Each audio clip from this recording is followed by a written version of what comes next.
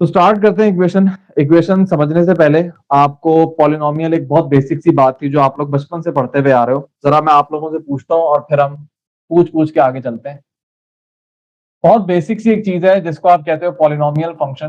देखो, इक्वेशन पे हम बाद में आते हैं। स्टूडेंट समझते हैं कि इक्वेशन सबसे पहली चीज है, इक्वेशन को ही आपने सॉल्व करना होता है। लेकिन असल कॉन्सेप्ट ये होता है कि इक्वेशन सबसे पहली चीज नहीं होती, इक्वेशन आई भी होती है। कहां से आती है? फंक्शन से आती है। जैसे आपने क्वाड्रेटिक इक्वेशन पढ़ा है, क्वाड्रेटिक इक्वेशन के ही जगह से आई है। वो कौन सी जगह है? वो क्वाड्रेटिक फंक्शन है।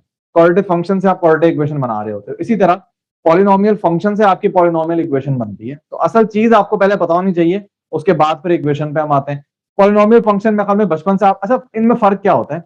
सिंपल, जो फंक्शन जब आप वर्ड यूज करते हो ना तो इक्वल टू जीरो वाली कहानी नहीं होती। ठीक है, जनरल फॉर्म में अगर आप देखोगे ना तो आपको इस टाइप का नजर आएगा कि लेफ्ट हैंड साइड पे आपको नजर आएगा एफ ऑफ एक्स।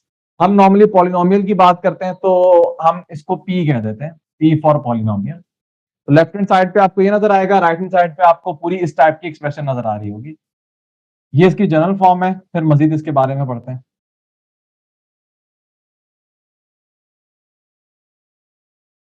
ये जनरल फॉर्म कहलाती है पॉलिनोमियल फंक्शन की। अगर मुझे इसको इक्वेशन बनाना है तो मैं क्या करूंगा? पी ऑफ एक्स की जगह पे जीरो पुट कर दूंगा। मतलब इक्वेशन की एक साइड में जीरो कर दूंगा, पी ऑफ एक्स की जगह जीरो पुट कर दूंगा, तो वो पॉलिनोमियल इक्वेशन बन जाएगी। क्यों मैं ऐसा करता हूं वो बात का टॉपिक है, वो बाद में देखी जाएगी। सबसे पहले पॉलिनोमियल फंक्शन से रिलेटेड बेसिक बात आपको पता होनी चाहिए कि पॉलिनोमियल फंक्शन के अंदर ये जो चीजें आपको नजर आ रही हैं, सबसे पहले ये जो ए आपको नजर आ रहे हैं ना, ये सब बिलोंग करेंगे रियल नंबर में से। जितने भी कोफिशिएंट है वो आपके रियल होने चाहिए। अगर कॉम्प्लेक्स होंगे तो पॉलिनोमियल नहीं आप उसको कहोगे। तो पहली चीज क्या, जितने आपको कोफिशिएंट्स नजर आ रहे हैं वो सब किससे बिलोंग करेंगे? वो सब रियल नंबर से बिलोंग करेंगे। ज्यादातर आपको इंटीजर्स नजर आ रहे होते हैं, ज्यादातर इंटीजर्स होते हैं कोफिशिएंट, -1 2 3 5 इस टाइप के। लेकिन रैशनल भी हो सकते हैं, इरेशनल कोफिशिएंट भी हो सकते हैं, लेकिन रियल होने चाहिए बस, कॉम्प्लेक्स में नहीं आपने जाना। दूसरी चीज, ये जो आपको वेरिएबल नजर आ रहे हैं इनकी जो पावर आपको नजर आ रही है ना, ये पावर क्या होनी चाहिए इनकी? जिसको आप अच्छा वर्ड एक्सपोनेंट है, नॉन नेगेटिव होनी चाहिए। नॉन नेगेटिव एक्सपोनेंट्स, एक्सपोनेंट्स भी आप बोल सकते हो, इंडेक्स भी बोल सकते हैं, पावर ओवरऑल पूरी चीज को आप बोलते हो। लेकिन नॉर्मली नॉर्मल लैंग्वेज में सब चीजें एक ही हैं, power, index, exponent, even degree. हालांकि अलग अलग इनके थोड़े बहुत मतलब है, लेकिन आम लैंग्वेज में हम इस तरह बोल देते हैं कि जो पावर्स आपको नजर आ रही है ना, ये सब क्या होनी चाहिए? Non negative integer. अब इसका मतलब क्या है? इसका मतलब यह है कि कोई नेगेटिव पावर नहीं आ सकती, या तो पावर पॉजिटिव होगी या जीरो होगा। जीरो भी हो सकता है ना, आपने देखा होगा, भी हम पढ़ेंगे। एक पॉलिनोमियल होता है जिसको आप बोलते हो कांस्टेंट पॉलिनोमियल। पॉलिनोमियल की डिफरेंट टाइप्स है जो आपने पढ़नी है। तो कांस्टेंट पॉलिनोमियल की जनरल फॉर्म यही होती है, P of X is equal to A nought. मतलब अगर आप इस लैंग्वेज में लिखो ना, तो अगर इस पॉलिनोमियल की सारी टर्म को मैं कैंसिल कर दूं, जस्ट मैं ए नॉट को रखूं, ए नॉट को मैं इस तरह भी लिख सकता हूं। इसमें मुझे वेरिएबल नजर नहीं आ रहा, मैं वेरिएबल की जीरो पावर लगा दूंगा। मतलब वेरिएबल की पावर जीरो का आंसर वन होता है। किसी भी नंबर की पावर जीरो आंसर वन आता है, एक्सेप्ट जीरो। जीरो की पावर जीरो वन नहीं होता, वो इंडिटरमिनेट होता है, वो सेकेंडरी में देखेंगे। तो सिंपल, ये जो अगर आपके पास एक पॉलिनोमियल, इसको आप कांस्टेंट पॉलिनोमियल कहते हो, तो ये भी पॉलिनोमियल ही कहलाया जाएगा। तो पॉलिनोमियल में पावर जीरो भी हो सकती है वेरिएबल की, या पावर पॉजिटिव होगी, नेगेटिव नहीं हो सकती। और जो मैं पॉजिटिव नेगेटिव इंटीजर्स की बात कर रहा हूं, ये नहीं कि आप बोलोगे सर आपने कहा था पॉजिटिव पावर होनी चाहिए तो ये भी पॉलिनोमियल है। भाई ये पॉलिनोमियल नहीं होगा। यहां पे वर्ड क्या यूज किया गया है? इंटीजर। तो आपकी पावर या तो पॉजिटिव इंटीजर होगी या जीरो होगी, जिसको हम आम लैंग्वेज में, आसान में क्या बोलते हैं? Non negative integer. कि नेगेटिव इंटीजर ना हो, नेगेटिव इंटीजर नहीं होंगे तो क्या होंगे? या तो पॉजिटिव होंगे या जीरो होंगे। ठीक है, तो पावर्स के बारे में जरा देख लेना कि पावर ध्यान में रखना। मैं अभी आप लोगों को कुछ एग्जांपल्स भी दूंगा, उसमें भी हम जरा डिस्कस करेंगे कि कौन से पॉलिनोमियल है, कौन से पॉलिनोमियल नहीं है। दो तीन शर्त होती है, क्या ये होनी चाहिए तब आप उसको पॉलिनोमियल कहोगे, वरना वो पॉलिनोमियल नहीं कहलाया जाएगा।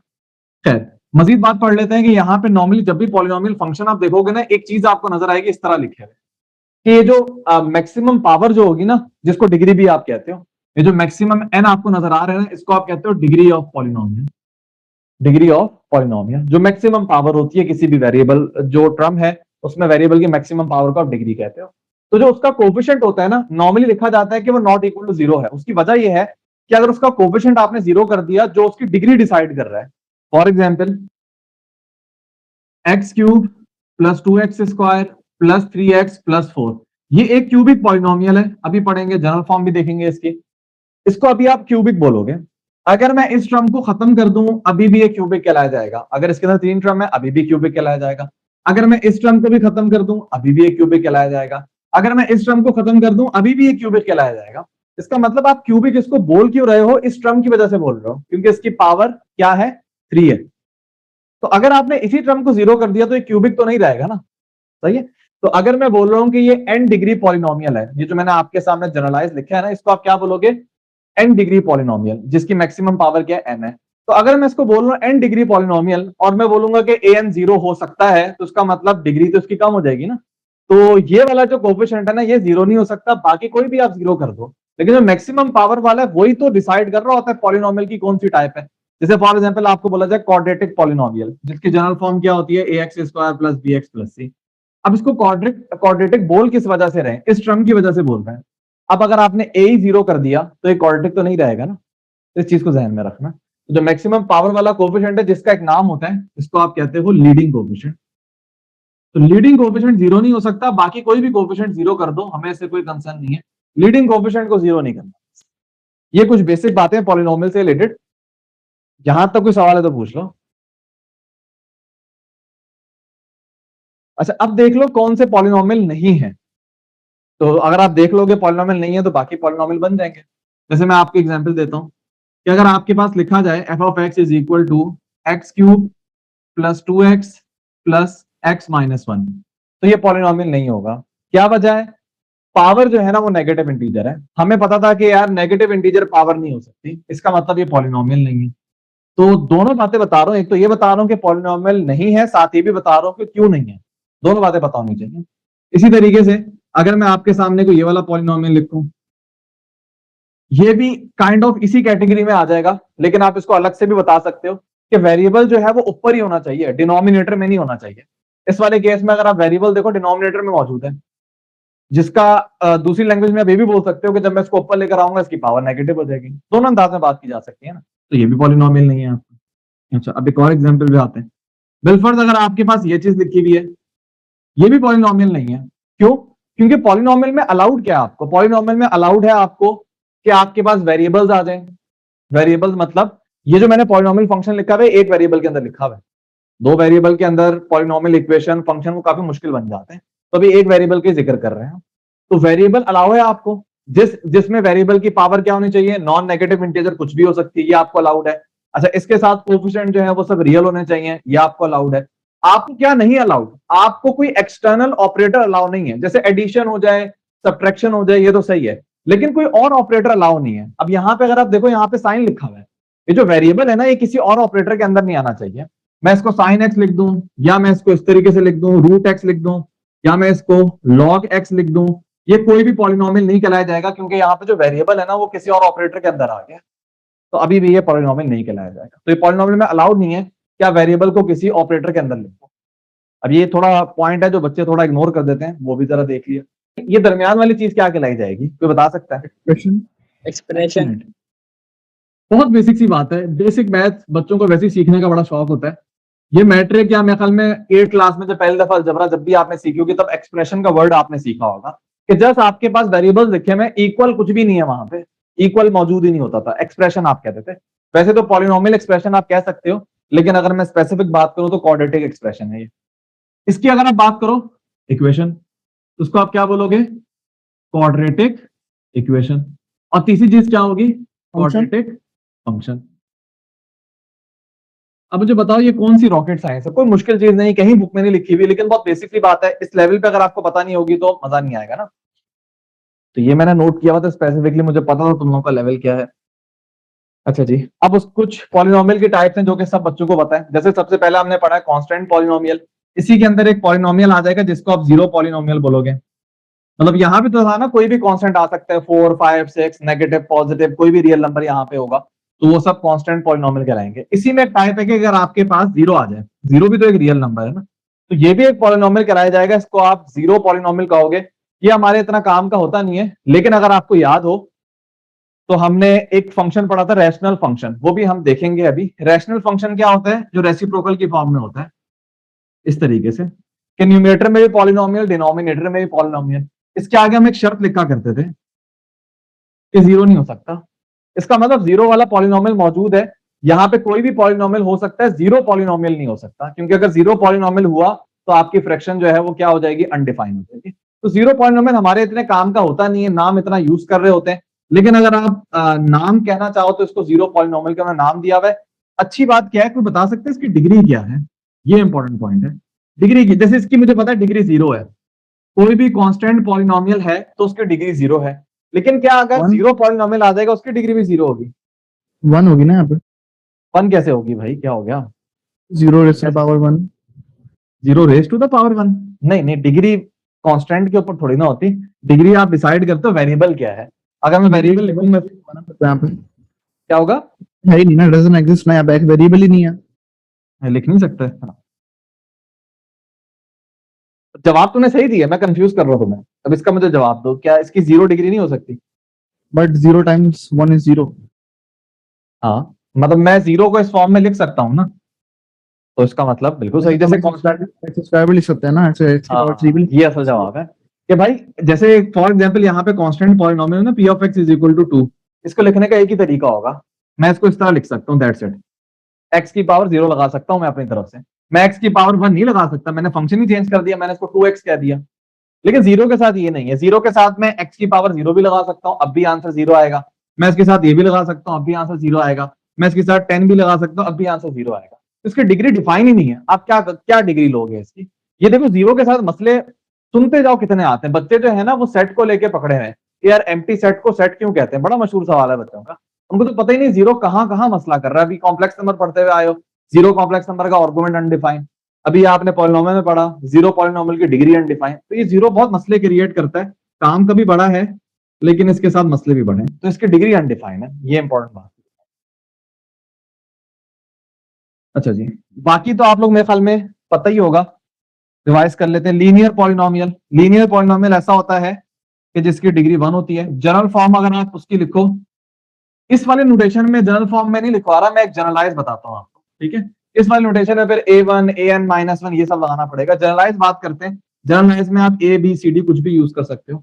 लीनियर पॉलिनोमियल वो वाला पॉलिनोमियल होता है जिसकी डिग्री वन होती है। वेरिएबल की मैक्सिमम पावर क्या होती है, वन होती है। तो जो लीनियर पॉलिनोमियल है ना, उसके अंदर मैक्सिमम दो टर्म हो सकती हैं, वेरिएबल वाली और एडिशन में कोई कांस्टेंट होगा। इसके अलावा कोई तीसरी टर्म नहीं हो सकती इसके अंदर। दो ही टर्म होगी, या तो वेरिएबल की होगी या इसके साथ कांस्टेंट। ये मैक्सिमम दो टर्म की बात कर रहा हूं, मिनिमम एक भी हो सकती है। अगर आपके पास ये पॉलिनोमियल, ये भी लीनियर पॉलिनोमियल ही कहलाया जाएगा।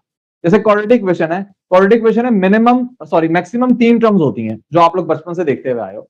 कम से कम दो भी हो सकती हैं, एक भी हो सकती है, ठीक है? तो वही चीज है यहाँ पे, मैक्सिमम जितनी डिग्री है ना उससे एक ज्यादा मैक्सिमम टर्म होगी। जैसे अगर क्यूबिक इक्वेशन है तो मैक्सिमम चार टर्म होंगी उसके अंदर। अगर फोर्थ डिग्री की इक्वेशन है तो मैक्सिमम पांच टर्म होंगी, मैक्सिमम। कम से कम तो मैंने बताया दो तीन चार जितने भी हो सकते हैं। अच्छा जी, फिर आप आ जाओगे आपका फेवरेट, जिसके बारे में मेजोरिटी आपने पढ़ना है, क्वाड्रेटिक पॉलिनोमियल। इसकी जनरल फॉर्म अगेन वही सबको पता होगी, x square plus b x plus c. इसकी डिग्री जो क्या है वो टू है। अच्छा, सबके बाद आपने पॉइंट लिखना है कि जीरो नहीं हो सकता, जैसे ये यहाँ पे जीरो नहीं हो सकता, इसी तरह ये भी यहाँ पे जीरो नहीं हो सकता, जो लीडिंग कोएफिशिएंट है वो जीरो नहीं हो सकता।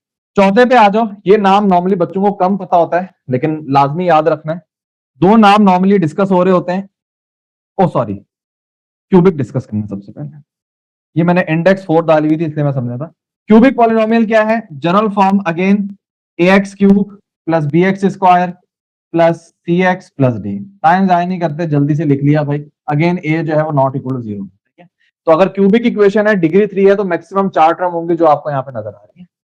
आखिरी है जिसका हमने नाम दिया हुआ है, बाकी इससे आगे हमने फिर नाम नहीं दिए हुए। ये वो हैं जिनके हमने नाम दिए हुए। इसको बाय क्वाड्रेटिक भी आप कहते हो, या इसका दूसरा नाम है क्वार्टिक। हाँ, QUARTIC।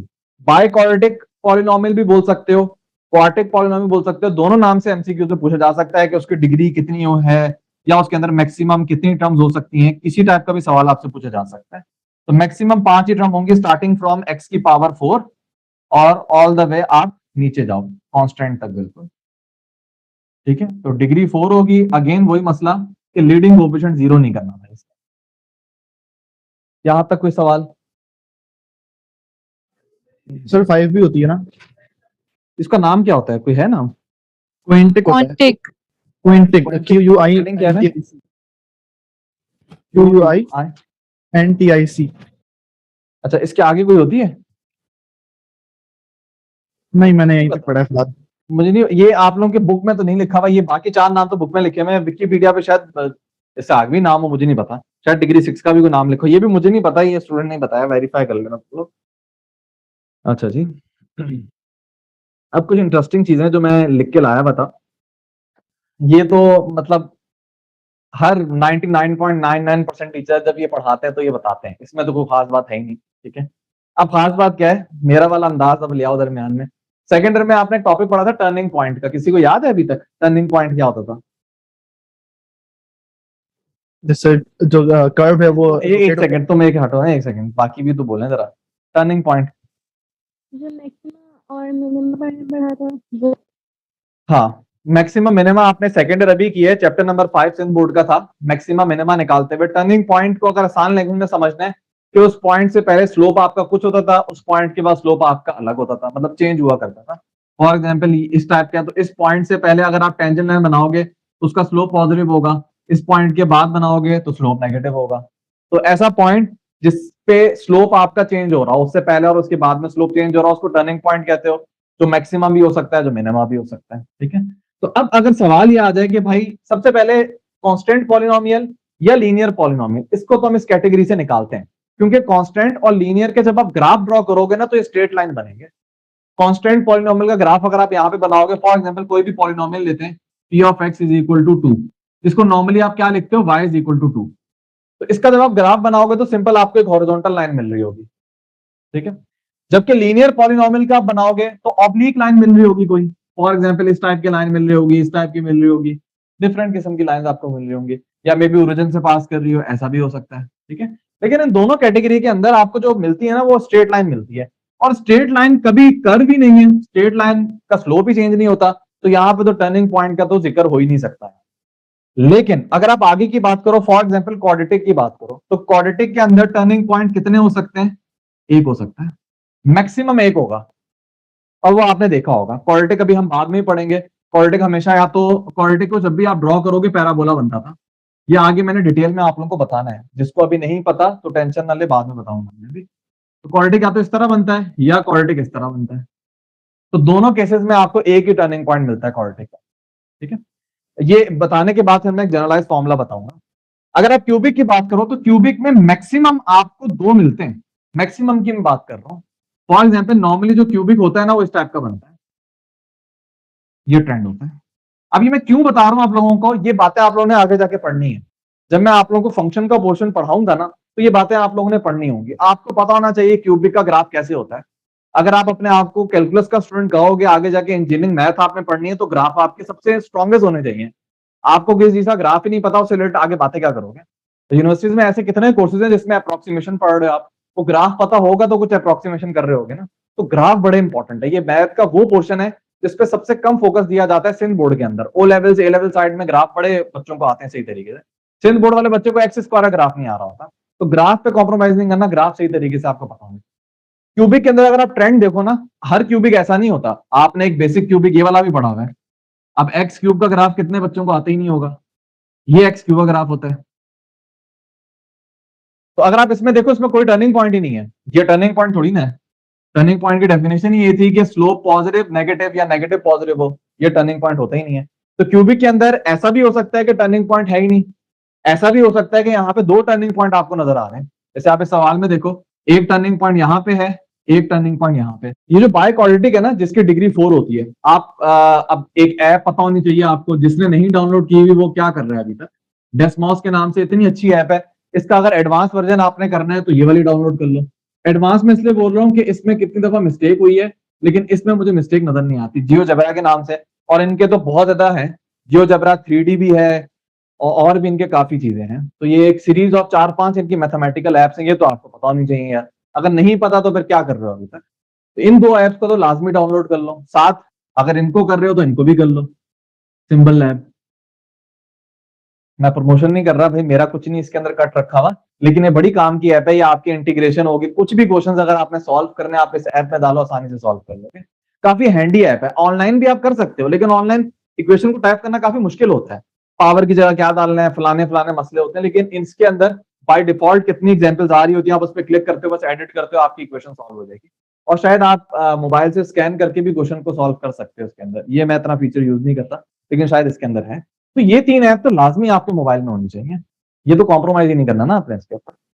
तो आप किसी भी 4th डिग्री पॉलिनोमियल को ड्रॉ करोगे ना, तो मैक्सिमम 3 टर्निंग पॉइंट आपको नजर आएंगे, मैक्सिमम ट्रेंड आपको इस तरह नजर आएगा, ये ठीक है, जिसमें आपको नजर आ रहा है एक यहां पे होगा, एक यहां पे होगा, एक यहां पे होगा। ये मैं मैक्सिमम की बात कर रहा हूं। आपने ऐसे भी 4th डिग्री देखे हैं जो सिर्फ इस तरह बनते हैं, ये भी एक 4th डिग्री है जो आपको एक्स स्क्वायर जैसा ग्राफ लग रहा है, एक्स स्क्वायर का नहीं, x4 का ग्राफ है। अगर आप x की पावर 4 का ग्राफ बनाओगे ना, ऐप में भी आप ड्रॉ कर सकते हो, तो इस टाइप का ग्राफ मिलेगा। अब देखो इसमें एक ही टर्निंग पॉइंट है, लेकिन ये 4th डिग्री का है, इसमें बाकी इक्वेशन भी होंगी, x4 प्लस x3, ये वाली टर्म्स भी इसके अंदर मौजूद होंगे। तो मैक्सिमम देखो 3 टर्निंग पॉइंट आपको नजर आ रहे हैं। तो अब मैं यहाँ पे आपको फाइनल बताना ये चाह रहा हूं कि अगर आपका कोई भी पॉलिनोमियल है, उसकी डिग्री n है, फॉर एग्जाम्पल एक पॉलिनोमियल है जिसके अंदर डिग्री जो है वो n है, तो उसके अंदर कितने टर्निंग पॉइंट होंगे, मैक्सिमम की बात कर रहा हूं। तो अगर डिग्री n है तो मैक्सिमम टर्निंग पॉइंट कितने होंगे, n-1 होंगे। आपने यहां पे ऑब्जर्व करो, अगर डिग्री इसकी क्वालिटी की 2 होती है ना, तो कितने टर्निंग पॉइंट है, मैक्सिमम 1 टर्निंग पॉइंट हो सकता है। इसकी डिग्री 3 है तो मैक्सिमम कितने हो सकते हैं, 2। जितनी डिग्री है उससे एक कम मैक्सिमम होगा। इस डिग्री 4 है तो मैक्सिमम कितने हो सकते हैं, 3 हो सकते हैं, ठीक है। और जैसे लीनियर की डिग्री तो 1 है, तो उसके अंदर 0 टर्निंग पॉइंट होते हैं। तो आपको पता है स्ट्रेट लाइन के अंदर क्या ही टर्निंग पॉइंट होगा। अभी वो बात थी जो आपको कहीं और मिलेगी नहीं, ये आपको यहीं पे मिलेगी, ठीक है। तो थोड़ा सा हमने एडवांस लेवल का टच दे दिया इस सिंपल टॉपिक के अंदर। सर एक्स क्यूब एक क्यूबिक की इक्वेशन है ना, लेकिन उसका टर्निंग पॉइंट तो नहीं हुआ कोई। हाँ, तो मैंने कब कहा है लाजमी होगा, नहीं आपने कहा ना मिनिमम होगा, इसमें मिनिमम तो 0 हुए ना इसमें तो। मिनिमम मैंने कहा है, मैक्सिमम का है मैंने, क्यूबिक की बात कर रहे हो ना, तो क्यूबिक के अंदर मैक्सिमम 2 होंगे, मिनिमम 0 भी हो सकता है। हो सकते हैं ना, 0 में से हाँ, कंफर्म करा था। मैं तो हाँ मैंने एग्जाम्पल भी दिया एक्स क्यूब वाली, एक्स क्यूब वाला टर्निंग पॉइंट नहीं है। अब नॉर्मली बच्चों को पता नहीं है, ये एक्स क्यूब का ग्राफ है, ये टर्निंग पॉइंट नहीं है, क्योंकि इस पॉइंट से पहले भी अगर आप स्ट्रेट टेंजेंट लाइन बनाओगे स्लोप पॉजिटिव है, इसके बाद भी अगर कहीं टेंजेंट लाइन बनाओगे अब भी स्लोप पॉजिटिव है, तो ये टर्निंग पॉइंट नहीं है। तो मैं तभी बोला कि मैक्सिमम 2 होंगे, मिनिमम यार सिंपल जैसे इसकी बात करो, मैक्सिमम 3 है, मिनिमम इसके अंदर 1 होता है, 0 नहीं हो सकता। एक्स जो भी क्यूब 4th डिग्री वाला है ना, उसमें 0 नहीं होगा। मेरे ख्याल में इसको इस तरह समझते हैं, मेरे जहन में आ रहा है ये बात, मेरे ख्याल में ठीक ही होगी, कि जितने इवन डिग्री वाले हैं ना, उनके अंदर मिनिमम 1 होगा। जैसे एक्स स्क्वायर का ग्राफ होता है, मिनिमम कोई भी क्वाड्रेटिक अगर आपको नजर आएगा उसमें 1 टर्निंग पॉइंट तो होता ही है, 0 नहीं होता है। इसी तरह जो 4th डिग्री वाला है उसमें भी मिनिमम 1 है। तो जो इवन डिग्री वाले हैं उसमें मिनिमम 1 होता है, जबकि ऑड डिग्री वाले हैं ना, जैसे क्यूब वाला हो गया, इसी तरह पावर 5 वाला हो गया, मतलब डिग्री 5 वाला, उनमें मिनिमम 0 हो सकते हैं। जैसे अगर आप एक्स क्यूब का ग्राफ बनाओ तो एक्स क्यूब का ग्राफ इस तरह बनेगा। इसी तरीके से अगर आप एक्स की पावर 5 का ग्राफ बनाओगे ना, वो भी इसी टाइप का नजर आएगा, 19-20 का फर्क होगा। वो फर्क मैं भी डिस्कस नहीं करना चाह रहा, फिर कभी डिस्कस करेंगे। ट्रेंड यही होगा, एक्स की पावर 5 का ग्राफ बनाओ, एक्स की पावर 7 का ग्राफ बनाओ, ट्रेंड आपको ये एक्स क्यूब के ग्राफ जैसा नजर आएगा। तो देखो मिनिमम टर्निंग पॉइंट 0 है इसके अंदर, और मैक्सिमम कितने हो सकते हैं, अगर 7 डिग्री का पॉलिनोमियल है तो मैक्सिमम 6 हो सकते हैं उसके अंदर, लेकिन मिनिमम 0 भी होंगे उसके। तो जो ये वैसे बात वैलिड है, मैंने पढ़ी नहीं है लेकिन मुझे लग रहा है कि 90% वैलिड ही है, फिर मैं वेरीफाई करके देखूंगा कि अगर इवन डिग्री के हैं तो मिनिमम 1 टर्निंग पॉइंट तो होगा, और अगर ऑड डिग्री के हैं तो मिनिमम 0 होंगे उसके अंदर, और मैक्सिमम तो मैंने यहाँ पे लिख दिया कि कितने कितने होंगे। ये तो पॉलिनोमियल फंक्शन आपने पढ़ा है ना। अब एक कॉन्सेप्ट होता है जिसको आप बोलते हो पॉलिनोमियल इक्वेशन। अब सवाल है कि इसकी जरूरत क्यों पड़ती है, पॉलिनोमियल इक्वेशन। हाँ भाई बताओ क्यों जरूरत पड़ती है। Find the values of x. अच्छा वर्ड नहीं है, इसको हम बोलते हैं टू फाइंड द रूट्स। ये अच्छा वर्ड है, या इसके लिए एक और वर्ड यूज होता है जीरोस, या सॉल्यूशन भी आप कह सकते हो, to find the solution of polynomial function. Solution इतना अच्छा वर्ड नहीं है इसलिए हटा देते हैं इसको। एक्चुअल वर्ड क्या है, रूट्स या जीरोस। इसका मतलब क्या होता है, इसका मतलब आपने अभी सारे पॉलिनोमियल फंक्शन देखे हैं। अब ये बात मुझे यार बाद में बतानी थी, लेकिन शायद मैं अभी थोड़ा बहुत डिस्कस कर देता हूं कि जैसे आपने क्वाड्रेटिक देखा है ना, अब क्वाड्रेटिक के अंदर अगर आप देखो डिफरेंट कैटेगरीज बन रही होती हैं। ऐसा भी तो क्वाड्रेटिक कोई हो सकता है, इसकी इक्वेशन मुझे पता नहीं है, लेकिन इस टाइप का भी आपके पास कोई क्वाड्रेटिक हो सकता है कि जिसको आप ड्रॉ करो तो इस तरह बन रहा है। अब इसमें खास बात क्या, मैं क्यों बता रहा हूं, इसी तरह इसके अंदर एक और भी ले लो, अगर फॉर एग्जाम्पल इस टाइप का कोई क्वाड्रेटिक बना हुआ है। अब इन दोनों को मैंने ड्रॉ करके आपको क्या बताना क्या चाह रहा हूं, बताना ये चाह रहा हूं कि ये कभी भी एक्स एक्सिस को क्रॉस नहीं करेंगे। अगर आप ऑब्जर्व करो, ये एक्स एक्सिस को कभी क्रॉस नहीं करेगा, ये तो ऊपर जाता जा रहा है, ये नीचे जाता जा रहा है। तो ऐसा कौन सा पॉइंट है जिसपे एक्स एक्सिस को क्रॉस कर रहे होंगे, नहीं कर रहे होंगे। ठीक है, तो दैट्स वाई जब आप इनको, हाँ एक तो ये बात आपने देखी। अच्छा, इसी तरीके से अगर मैं इसकी बात करूं तो ये आपको दिखने में लग रहा है ये एक्स एक्सिस को 2 पॉइंट पे क्रॉस कर रहे हैं, या आप उल्टा भी बना सकते हो। फॉर एग्जाम्पल आपने इस टाइप का बना दिया, कोई एक ये पॉइंट है, एक ये पॉइंट है, ये भी एक्स एक्सिस को 2 पॉइंट पे क्रॉस कर रहे हैं।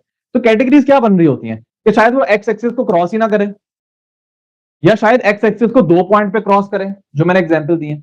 और ऐसी सिचुएशन हो सकती है कि एक्स एक्सिस को 1 पॉइंट पे करें, हो सकती है बिल्कुल। ये जो टेंजेंट का, हाँ, ये जो टेंजेंट का वर्ड आपने पढ़ा, टेंजेंट क्या पढ़ते थे, टेंजेंट का मतलब क्या होता था, टच कर रहा है। फॉर एग्जांपल मैं बोलूं कि यार ये जो एक्स एक्सिस है ये टेंजेंट है इस पैराबोला के ऊपर, इसका मतलब क्या, इनके दरमियान एक ही पॉइंट कॉमन है, ये टच कर रहे हैं, ये इंटरसेक्ट नहीं कर रहे।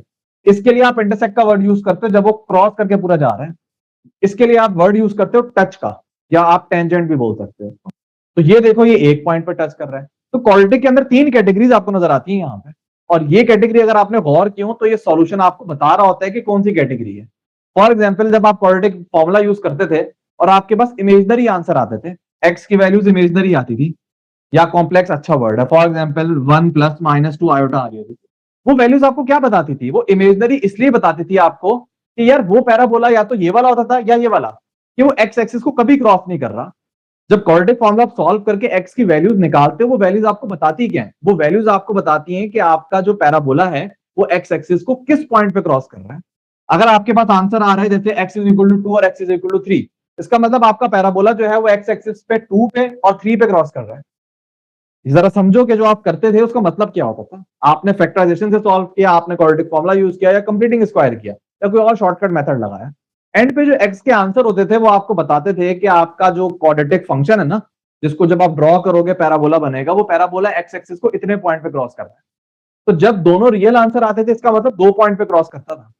जब इमेजनरी आते थे, कॉम्प्लेक्स आते थे, तो इसका मतलब आपका पैराबोला क्रॉस ही नहीं कर रहा, क्योंकि कॉम्प्लेक्स का मतलब क्या होता है कि जो एग्जिस्ट नहीं कर रहा। ये नंबर एग्जिस्ट कर सकता है, नहीं, ये नंबर एग्जिस्ट तो नहीं करता ना। ठीक है, तो इस टाइप के कॉम्प्लेक्स नंबर एग्जिस्ट नहीं करते, तो ये आपको आंसर में मिलते क्यों थे, क्योंकि पैराबोला इस टाइप का बनता था या इस टाइप का, जो कि एक्स एक्सिस को क्रॉस ही नहीं कर रहा। ठीक है, और कुछ केसेस ऐसे होते थे जिसमें आपको एक ही आंसर मिलता था। फॉर एग्जाम्पल अगर आप इस इक्वेशन को सॉल्व करोगे आपको एक ही आंसर मिलेगा, तो क्या आंसर मिलेगा, x = 2। सॉल्व करके देख लेना, इसके अलावा कोई इसको सेटिस्फाई नहीं कर रहा होगा। हाँ, तो अब एक आंसर का क्या मतलब होता था भाई, वैसे तो क्वाड्रेटिक इक्वेशन के अंदर 2 आंसर आते थे, यहाँ पे एक आंसर क्यों आ रहा है, ये वाला केस कि जो पैराबोला है वो एक्स एक्सिस पे एक पॉइंट पे टच कर रहा है। तो जब वो एक पॉइंट पे टच कर रहा होगा तो एक ही आंसर मिलेगा, 2 आंसर क्यों मिलेंगे भाई। तो ये सारे कॉन्सेप्ट चल रहे हैं पूरे। यहीं से एक और बात अब निकल गई कि जितनी डिग्री होती है उतने आंसर आते हैं। अगर आपका क्वाड्रेटिक है तो 2 आपके पास एक्स के आंसर आया करते थे, अगर क्यूबिक होगा तो 3 आएंगे, अगर 4th डिग्री होगी तो 4 आएंगे। जितनी डिग्री है ना इक्वेशन की उतनी एक्स की वैल्यूज आपको मिलती थी। क्वाड्रेटिक में हमेशा 2 मिलती थी। जिस केस में आपको एक मिलती थी ना, उसका मतलब क्या था, इसको आप रिपीटेड रूट कहते थे, कि अगर एक वैल्यू मिली है इसका मतलब एक नहीं मिली, आपको 2 मिली है लेकिन दोनों बराबर है आपस में। हम इसको इस तरीके से बोलते हैं। ठीक है, क्योंकि जनरलाइज अगर बात करो तो 2 वैल्यूज मिलती है ना, अगर किसी स्पेसिफिक केस में एक मिल रही है तो फिर हम ये एक्सप्लेनेशन देते हैं कि वो एक नहीं है वो 2 है, लेकिन असल में वो दोनों इक्वल है, तो दैट्स व्हाई कैलकुलेटर आपको एक दिखा रहा है। अगर आप यूनिवर्सिटी लेवल पे जाओगे, क्योंकि इसके आगे यूनिवर्सिटी में जाना है भाई, फर्स्ट ईयर सेकंड ईयर खत्म हो गया आपकी, तो यूनिवर्सिटी लेवल पे जाओगे जब कैलकुलस का कोर्स पढ़ोगे, इन दोनों की अलग अहमियत है। रिपीटेड रूट वहां पे बहुत अहमियत क्या मिले, क्योंकि कैलकुलेटर आपको इग्नोर करके बता दिया करता था x = 2, लेकिन वहां पे बड़ी अहमियत होगी जब आप डिफरेंशियल इक्वेशन को सॉल्व करोगे, तब आपको समझ आएगा हायर ऑर्डर डिफरेंशियल इक्वेशन। तो ये रिपीटेड रूट जहन में रखना। अगर क्वाड्रेटिक से आपको एक आंसर मिल रहा है इसका मतलब रूट 2 ही है, लेकिन वो इक्वल है, तभी कैलकुलेटर आपको एक आंसर दे रहा है। ठीक है, पता नहीं बात निकलते निकलते कहां से लिखी। तो ये सब बातें आपने यहाँ पे ऑब्जर्व की हैं। तो ये जीरोस या रूट्स का कॉन्सेप्ट क्या होता है, रूट्स का मतलब ये होता है ऐसी वैल्यूज जिसपे आपका जो फंक्शन है ना वो एक्स एक्सिस को क्रॉस कर रहा है। ये वो वैल्यूज हैं जिनको आप रूट्स बोलोगे, ये रूट्स कहते हो आप इसको, कि जिसपे आपका जो फंक्शन है वो क्वाड्रेटिक भी हो सकता है, वो क्यूबिक भी हो सकता है, वो कोई भी फंक्शन हो सकता है, वो जिस पॉइंट पे एक्स एक्सिस को क्रॉस कर रहा होता है ना, उसको आप बोलते हो रूट्स। ये सब रूट्स हैं जितने मैंने बनाए हैं। इसका एक और नाम क्या है? जीरोस। जीरोस हम इसलिए बोलते हैं कि इन पॉइंट्स पे जो आपके फंक्शन की y वैल्यू होती है वो जीरो होती है, क्योंकि आपको पता है अगर कोई पॉइंट एक्स एक्सिस के ऊपर होगा तो y वैल्यू क्या होगी? उसकी जीरो होगी। दैट्स व्हाई जीरोस भी बोला जाता है कि जीरोस ऑफ क्वाड्रेटिक फंक्शन या रूट्स ऑफ क्वाड्रेटिक फंक्शन। तो उसका मतलब क्या होगा? वो सारे पॉइंट्स जिस पे आपका फंक्शन जो है वो एक्स एक्सिस को क्रॉस कर रहा है। तो मकसद आपको समझ आ गया कि पॉलिनोमियल इक्वेशन आप बनाओगे क्यों। बनाने की वजह क्या है कि आप असल में मालूम करना चाह रहे हो रूट्स, वो वैल्यूज, वो पॉइंट्स जिन पे आपका फंक्शन जो है वो एक्स एक्सिस को क्रॉस कर रहा है। अब मालूम कैसे करोगे? दूसरी बात ये है, आपने मकसद तो समझ लिया कि आप रूट्स मालूम क्यों कर रहे हो, आपको ये पॉइंट्स रूट्स का मतलब क्या है। दूसरी बात आपने देखनी है कि मालूम हम कैसे करते हैं। हम पूरी इक्वेशन को जीरो के बराबर रखते हैं। जीरो के बराबर क्यों रखते हैं? बहुत अच्छा इसका जवाब है, आपने सेकेंडर अभी की है। ताहा के अलावा कोई स्टूडेंट बता सकता है ये एक्स इंटरसेप्ट क्या होता था? जब y की वैल्यू 0 होती है। एक्स इंटरसेप्ट वो पॉइंट होता था जहां पे y की वैल्यू जीरो होती थी। तो अगर ऑब्जर्व करो, ये एक्स इंटरसेप्ट की तो निकाल रहे हो, बस आप लोगों को स्ट्रेट लाइन का एक्स इंटरसेप्ट निकालना की प्रैक्टिस थी। क्या स्ट्रेट लाइन का एक्स इंटरसेप्ट निकालना में आता है? y की जगह जीरो पुट करो। तो ये पैराबोला है, लेकिन कॉन्सेप्ट तो वो ये निकाल क्या रहे हो आप? एक्स इंटरसेप्ट बेसिकली निकालना चाह रहे हो ना, कि आपका पैराबोला एक्स एक्सिस को किस पॉइंट पे क्रॉस कर रहा है। तो एक्स इंटरसेप्ट कैसे निकालते थे? y की जगह जीरो। तो ये पूरी चीज y है ना, तो इसकी जगह आप जीरो पुट कर दोगे। ये मकसद था इक्वेशन बनाने का। तो आप पॉलिनोमियल इक्वेशन बनाते हो, जब वो इक्वेशन बनती है ना उसके बाद आप सॉल्व कर रहे होते हो और एक्स की वैल्यूज आप निकाल रहे होते हो। ये असल कॉन्सेप्ट है। इक्वेशन बना ली, अब आपने उसको सॉल्व करना है। अब क्वाड्रेटिक इक्वेशन को सॉल्व करने का अलग मेथड है, क्यूबिक इक्वेशन को सॉल्व करने का अलग मेथड है, लेकिन सॉल्व हम क्या करते हैं? हम एक्स की वैल्यूज निकालते हैं। उन वैल्यूज को आप क्या बोलते हो? रूट्स भी बोल सकते हो, जीरोस भी बोल सकते हो। ठीक है, तो आप पॉलिनोमियल इक्वेशन को आप कैसे लिखोगे? यही पूरा कॉन्सेप्ट है, बस आपने इक्वल टू जीरो लिख देना। ये पॉलिनोमियल इक्वेशन होगी। शर्त वही है, क्योंकि पॉलिनोमियल का वर्ड यूज कर रहे हो तो शर्त तो वही रहेंगे सारे, बस फंक्शन और इक्वेशन का फर्क है और तो कुछ नहीं है। अच्छा, एक और चीज, ऐप का तो मैंने बता दिया सबको, डेस्मॉस का। अब बच्चे जाएंगे और कोई हमारा भोला बच्चा इसको ड्रॉ करेगा। अच्छा, सबसे पहले तो मुझे बताओ अभी तक की नॉलेज के मुताबिक अगर आप इसको ऐप में ड्रॉ करोगे तो क्या नजर आएगा आपको? कहा तुम नहीं बताना, और कोई बच्चा बता सर सकता एक्स है? स्क्वायर। इस पूरी चीज को अगर ऐप में ड्रॉ करोगे तो ऐप क्या आपको बना के देगा? सर थोड़ा ऊपर से कर्व देगा। नहीं, मैंने और अभी कोई अभी बच्चा? चेक करा है मतलब नहीं, नहीं आएगा कर्व यार, कैसे करवा देगा? हमें जबरदस्ती ला रहे हो। तो और बता सकते हैं क्या आपको देगा ऐप? कुछ भी नहीं देगा, इंटरजेक्ट देगा शायद। देगा भाई, क्यों नहीं देगा? हाँ, अगर इमेजनरी है तो फिर नहीं देगा। इसके अंदर हाँ इमेजनरी हो सकता है। हाँ, तुम ड्रॉ करके क्यों देख रहे हो भाई? मैं जनरलाइज बात कर रहा हूँ ना, ड्रॉ नहीं, मैं सिर्फ क्वाड्रेटिक इक्वेशन को ड्रॉ करने का बोल रहा हूँ। कोई स्पेसिफिक केस में इमेजनरी है तो कुछ भी नहीं आ रहा होगा, लेकिन कितने केसेस में आपके पास दो स्ट्रेट लाइन आ रही होंगी इस टाइप की। इसको अगर ड्रॉ करोगे दो स्ट्रेट लाइन आ रही होंगी किसी भी पॉइंट पे, 1 2 या -1 -2, इस पे ना दो स्ट्रेट लाइन आ रही होंगी। क्यों? और बच्चे बोलेंगे सर आपने बोला तो पैराबोला बनता है, यहाँ पे तो दो स्ट्रेट लाइन बन रही है। तो कहने की वजह, मतलब कॉन्सेप्ट ये है कि आपने क्वाड्रेटिक इक्वेशन को ड्रॉ किया है। जब आप क्वाड्रेटिक इक्वेशन को ड्रॉ करोगे ना किसी ग्राफिंग ऐप के ऊपर, तो बेसिकली इसको नहीं ड्रॉ कर रहा होगा, वो इसको ड्रॉ कर रहा होगा। जो आपके दो आंसर आपको मिलेंगे ना इसको सॉल्व करने पे, जो एक्स की दो वैल्यूज मिल रही होंगी, वो इन दो लाइंस को ड्रॉ कर रहा होगा। सेकेंडर कर आए हो, आप लोगों को पता है जिस इक्वेशन में एक्स आता है वो वर्टिकल ड्रॉ होती है। सिर्फ अगर एक्स मौजूद है तो वर्टिकल बन रही होती है। तो ये दोनों क्या होंगी? Vertical line. ये आपको ड्रॉ करके दे रहा होगा। अगर आपने पैराबोला ड्रॉ करना है तो आप असल में ये लिखना, तब वो आपको पैराबोला बना के देगा। अब जो मैं बताने लगा था ना, इस चीज के ऊपर आ जाओ, जो मैं आप लोगों को बता रहा था कि अगर मैं आपको दो रूट दे दूं, एक्स की वैल्यू 2, एक्स की वैल्यू 3, फर्स्ट ईयर आप लोगों ने की हुई, आप लोगों को पता होना चाहिए। इन दो रूट से आप क्वाड्रेटिक इक्वेशन मालूम कर सकते हो क्या? तो इजी है, x-2 और x+-3 को मल्टीप्लाई करना है भाई बस। किड्स प्रॉब्लम है, किससे मल्टीप्लाई करना? खैर पता नहीं, क्या बोले, दोबारा बोलो। x-3 और x-2 को मल्टीप्लाई करना है ना बस। हाँ, एक तो ये तरीका है क्वाड्रेटिक इक्वेशन मालूम करने का, या सिंपल एक हमने मेथड पढ़ा था ना, X square minus sum of root 5 है प्लस प्रोडक्ट ऑफ रूट 2 3 6। ये आसान तरीका है, इसको भी मल्टीप्लाई करोगे ये इक्वेशन आ रही होगी। तो क्वाड्रेटिक इक्वेशन तो आप आसानी से मालूम कर लोगे। अब जरा देखो, सवाल थोड़ा सा चेंज किया है मैंने। अगर मैं आपको ये दो रूट्स दे दूं और बोलूं क्वाड्रेटिक फंक्शन मालूम करो, तो क्या आप क्वाड्रेटिक फंक्शन मालूम कर सकते हो? 0 की जगह y पुट कर देंगे। ना ना ना ना ना, मतलब बात तुम्हारी सही है लेकिन पूरी सही नहीं है। वजह क्या है, दो रूट से आप एग्जैक्ट क्वाड्रेटिक फंक्शन मालूम नहीं कर सकते। क्या ये मैंने क्या बात बोली है अभी बता देता हूं। मेथड तो यही है, ये तो क्वाड्रेटिक इक्वेशन है ना। एक बच्चे ने बोला सर इतनी लंबी क्यों कर रहे हैं, सिंपल वाई लिख दें आप। बिल्कुल, अगर आप इस क्वाड्रेटिक फंक्शन को ड्रॉ करोगे इन्हीं दो वैल्यू पे क्रॉस कर रहा होगा एक्स एक्सिस को, लेकिन सिर्फ ये वाला क्वाड्रेटिक फंक्शन नहीं कर रहा, ये मैं लिख रहा हूं ये भी करेगा। आपको अगर यकीन नहीं आता तो ड्रॉ करके देख लो, फर्क होगा इसमें, इन दोनों में फर्क होगा। जब आप ड्रॉ करोगे इनमें आपको फर्क नजर आएगा, लेकिन आप ऑब्जर्व करोगे एक्स की 2 और 3 वैल्यू पे दोनों क्रॉस कर रहे होंगे, दोनों 2 और 3 पे क्रॉस कर रहे होंगे। मजीद अगर आपने जाना है तो ये वाला भी है। मैं बताना आपको क्या चाह रहा हूं, बताना यहां पे चाह रहा हूं कि जब आपको दो रूट्स दे दिए जाए ना, आप एग्जैक्ट क्वाड्रेटिक फंक्शन मालूम नहीं कर सकते। आपको क्या पता है कि यार इसको सॉल्व किया था ये आंसर आया था, या इसको सॉल्व किया था ये आंसर आया था, या इसको सॉल्व किया था तो ये आंसर आया था। आपको किसी ने बताया? आपको तो नहीं पता यहां पे। हाँ, क्वाड्रेटिक इक्वेशन आप एग्जैक्ट मालूम कर सकते हो, क्योंकि इक्वेशन के अंदर होता क्या है कि जब कोई नंबर, जैसे इसमें मैंने 2 से मल्टीप्लाई किया ना, तो अगर इक्वेशन में कोई नंबर मल्टीप्लाई हो रहा होता है तो आप उसको जाके खत्म कर देते हो, लेकिन फंक्शन के अंदर ऐसे नहीं कर सकते। तो अगर आप इन सब फंक्शंस को ड्रॉ करोगे, कॉमन बात क्या है, सबके रूट सेम है, फर्क है इनकी शेप में, ये तो उल्टा बन रहा होगा पूरा, लेकिन कॉमन बात क्या है, दोनों के रूट सेम होंगे। तो कहने का मतलब दो रूट से आप एग्जैक्ट क्वाड्रेटिक फंक्शन मालूम नहीं कर सकते, क्योंकि अगर आपको मैं 3 क्वाड्रेटिक फंक्शन दूं और बोलूं के रूट्स निकालो, सब में आप क्या करोगे? फॉर एग्जाम्पल इसमें क्या करोगे, इसको 0 के बराबर रखोगे, ठीक है, आपके पास दो वैल्यूज आ जाएंगी।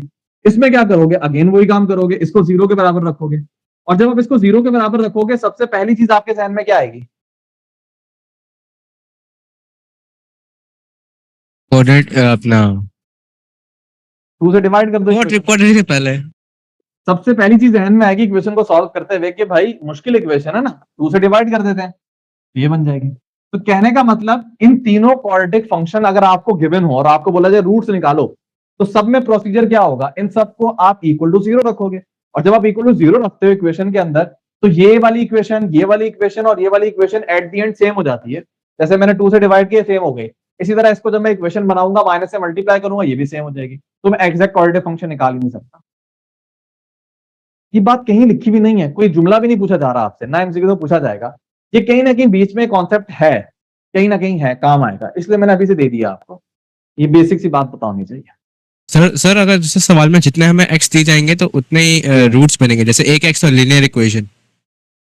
भाई अगर आपके पास लीनियर इक्वेशन है ना, उसकी डिग्री क्या होगी, 1 होगी, तो उसके अंदर एक आंसर मिलता है आपको। अगर लीनियर इक्वेशन बनाओ 2x + 3, हमेशा एक आंसर मिलेगा आपको।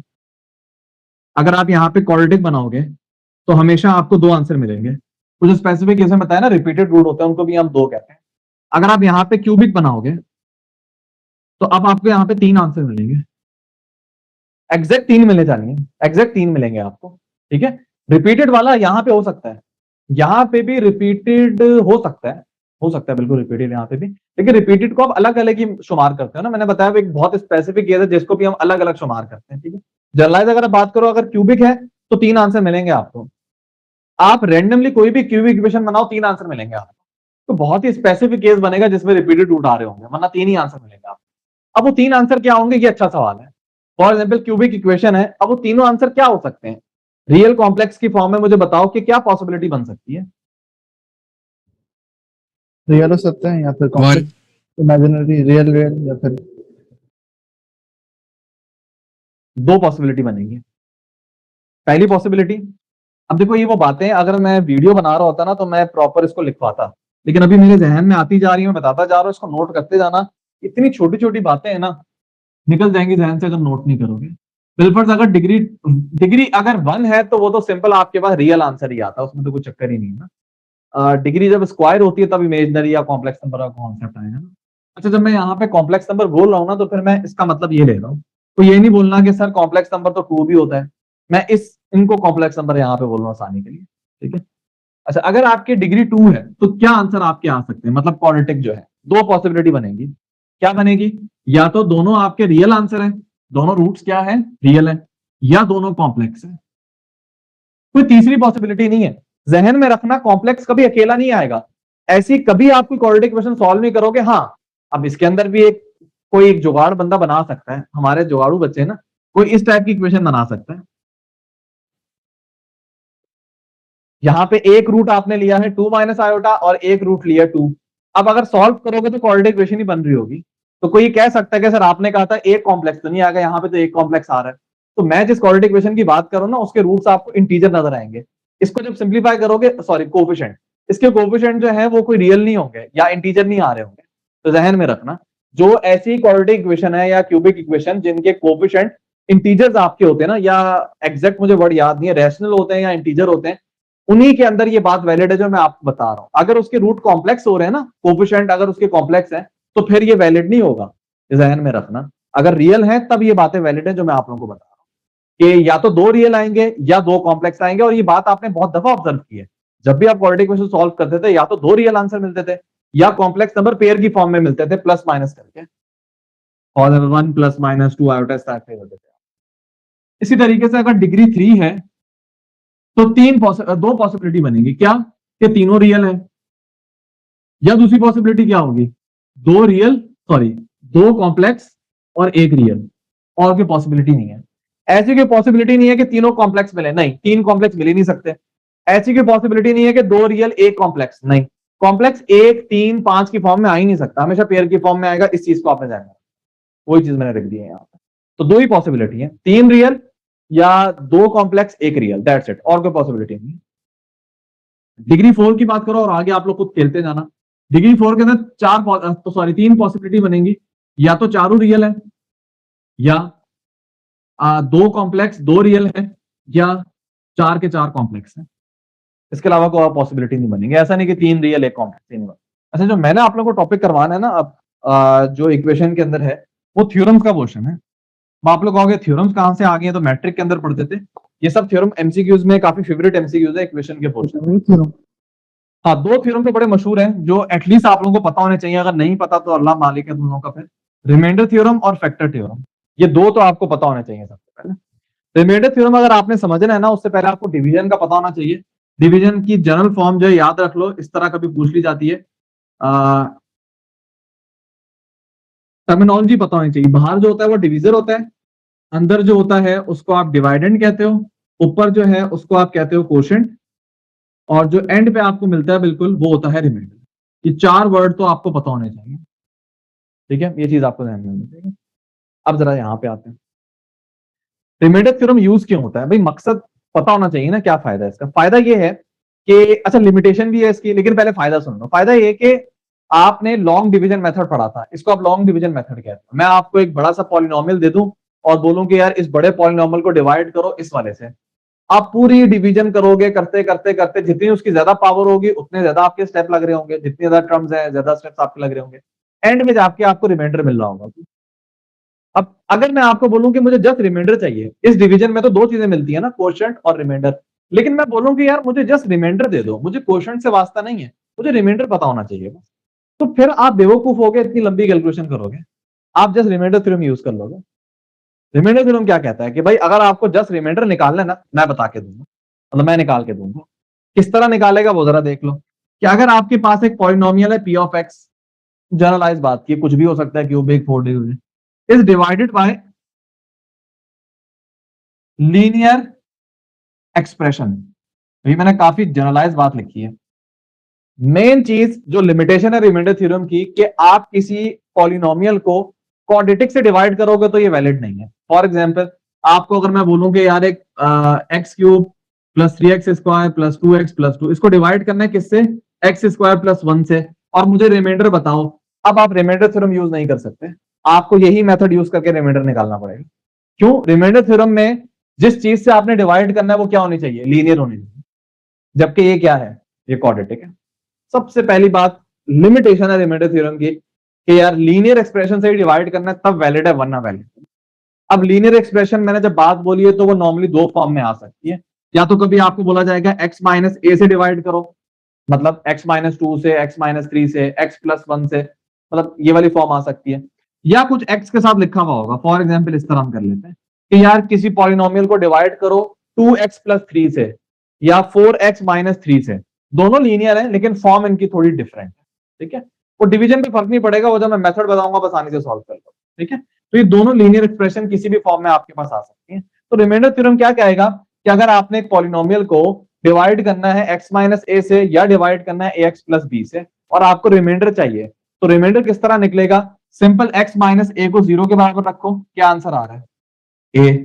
आप इस a को पुट कर दो पॉलिनोमियल के अंदर, जो भी पॉलिनोमियल गिवन होगा ना, जो भी पॉलिनोमियल गिवन होगा, मैं एग्जांपल दूंगा, उसके अंदर आप x की जगह पे a पुट कर देना, आपको यहां पे रिमाइंडर मिल जाएगा।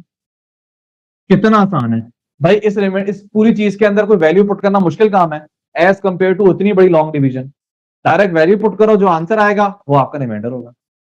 इसी तरीके से अगर कोई इस फॉर्म से आपने डिवाइड करना है, ठीक है, तो कॉन्सेप्ट वही होगा, आप इसको 0 के बराबर रखो, x की वैल्यू यहां से आ रही है माइनस बी अपॉन है, आप इस वैल्यू को अगेन इसके अंदर पुट कर दो, तो जो भी आपको आंसर मिलेगा वो क्या होगा? रिमाइंडर होगा।